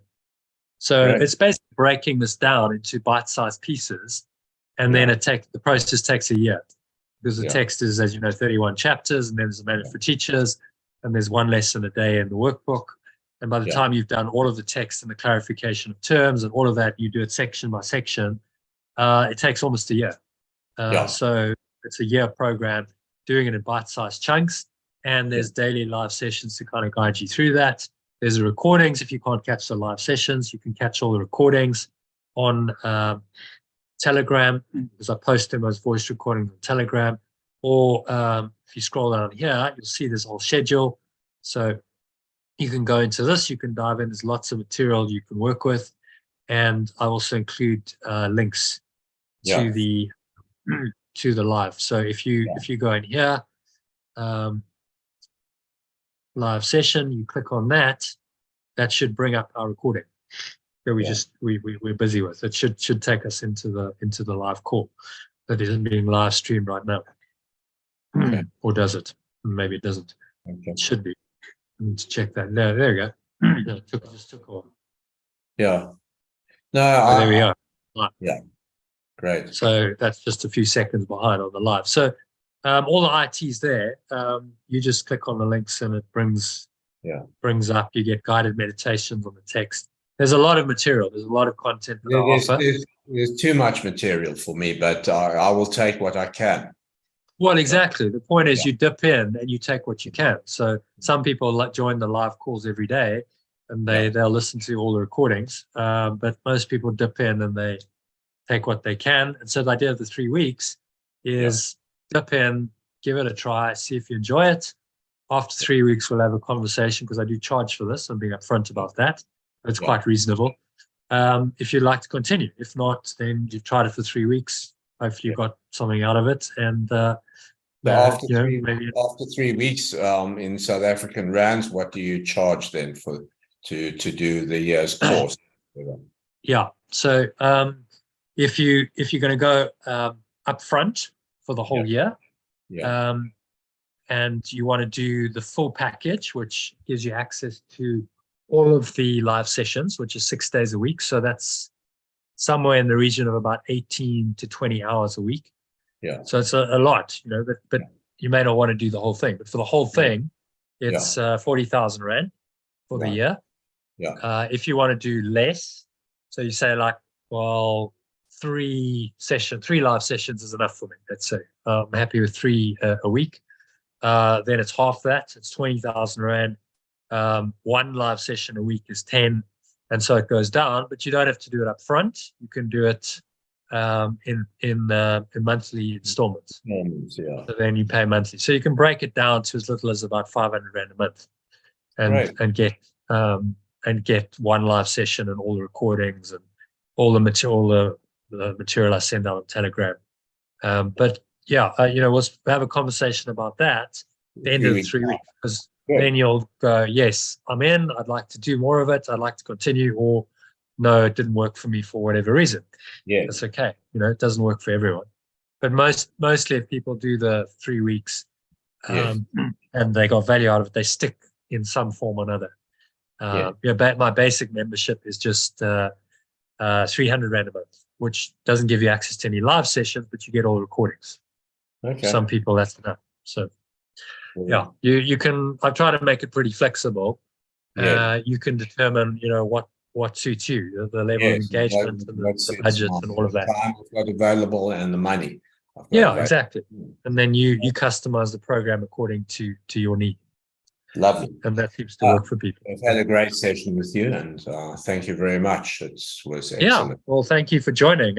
Really appreciate it. And I look forward to seeing more of you in the next 3 weeks. So did you get my emails, Fred, in for this masterclass? Yes, I did. That's how Okay. That's how you came on. Great. Yeah, well, I was, sometimes they I get was a lot. expecting an invitation at 8 o'clock. I didn't get an invitation, so I went to the email I'd got before, and I clicked on it, which brought me into your session with Christine. Yeah. Yes. Yeah. Great. So I will add you to my mailing list. So you will get one of these emails every day. Typically send it out quite early in the morning, like about 7, 8 a.m.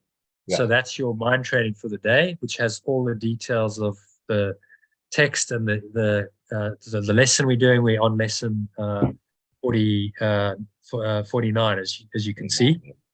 So just dive in and use it. There's a whole I look forward to ideal daily schedule, and join the live calls as much as you can. I'd advise that if you really want to get the most out of your 3 weeks, join as many of those calls as you can. If you can't do them, then listen to the recordings either on YouTube. You saw how I linked to that, or it's in Telegram as an audio recording. So it's very accessible. Like wherever you are, you could be driving, walking. You can listen to recordings and try and immerse yourself as much as possible in the process. Okay. And then after 3 weeks, you'll know, this is for me. I'd like to continue or not. Yeah. Thank you. Yeah. All right. Keep well. Thank you very much. All right. Look forward to seeing more of you. And you're welcome to invite friends, as Christine did. Yes. On the same basis. They can join a masterclass, or they can join any of the live calls with you. So you're welcome to invite them and share the links and stuff. I'm most open to that. So if you know anyone else who's into the course and they want a fresh take on it, then invite them to join one of the live calls with you. Brilliant. And I do this masterclass every week. So every Sunday about this time I do it. So but I put all that out. Just watch the groups, watch the email, watch the groups, because all the communication happens through those channels. Mm-hmm. If you want to private message me, that's fine. If you've got something, just don't message me in the group if it's not related to the whole group. You're welcome to share stuff with the group if you want, but if it's like a private message, oh John, I've got I want to do a one-on-one session, I'll also do those, or anything like that, then just private message me on Telegram. Brilliant. Okay. I'm out of here. Keep well. Thank you, Fred. All right. See you tomorrow, I hope. Are you going to join us tomorrow at 1:30? Yes, my intention, 1:30. See you then. Yeah. Okay. Have a lovely evening. Bye for now. Okay, so that's a wrap. Thanks to everyone who joined the session.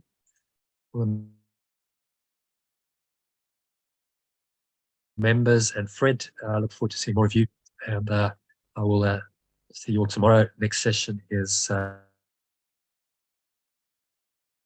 12:30 UK time, 1:30 South African time, or Central European summertime.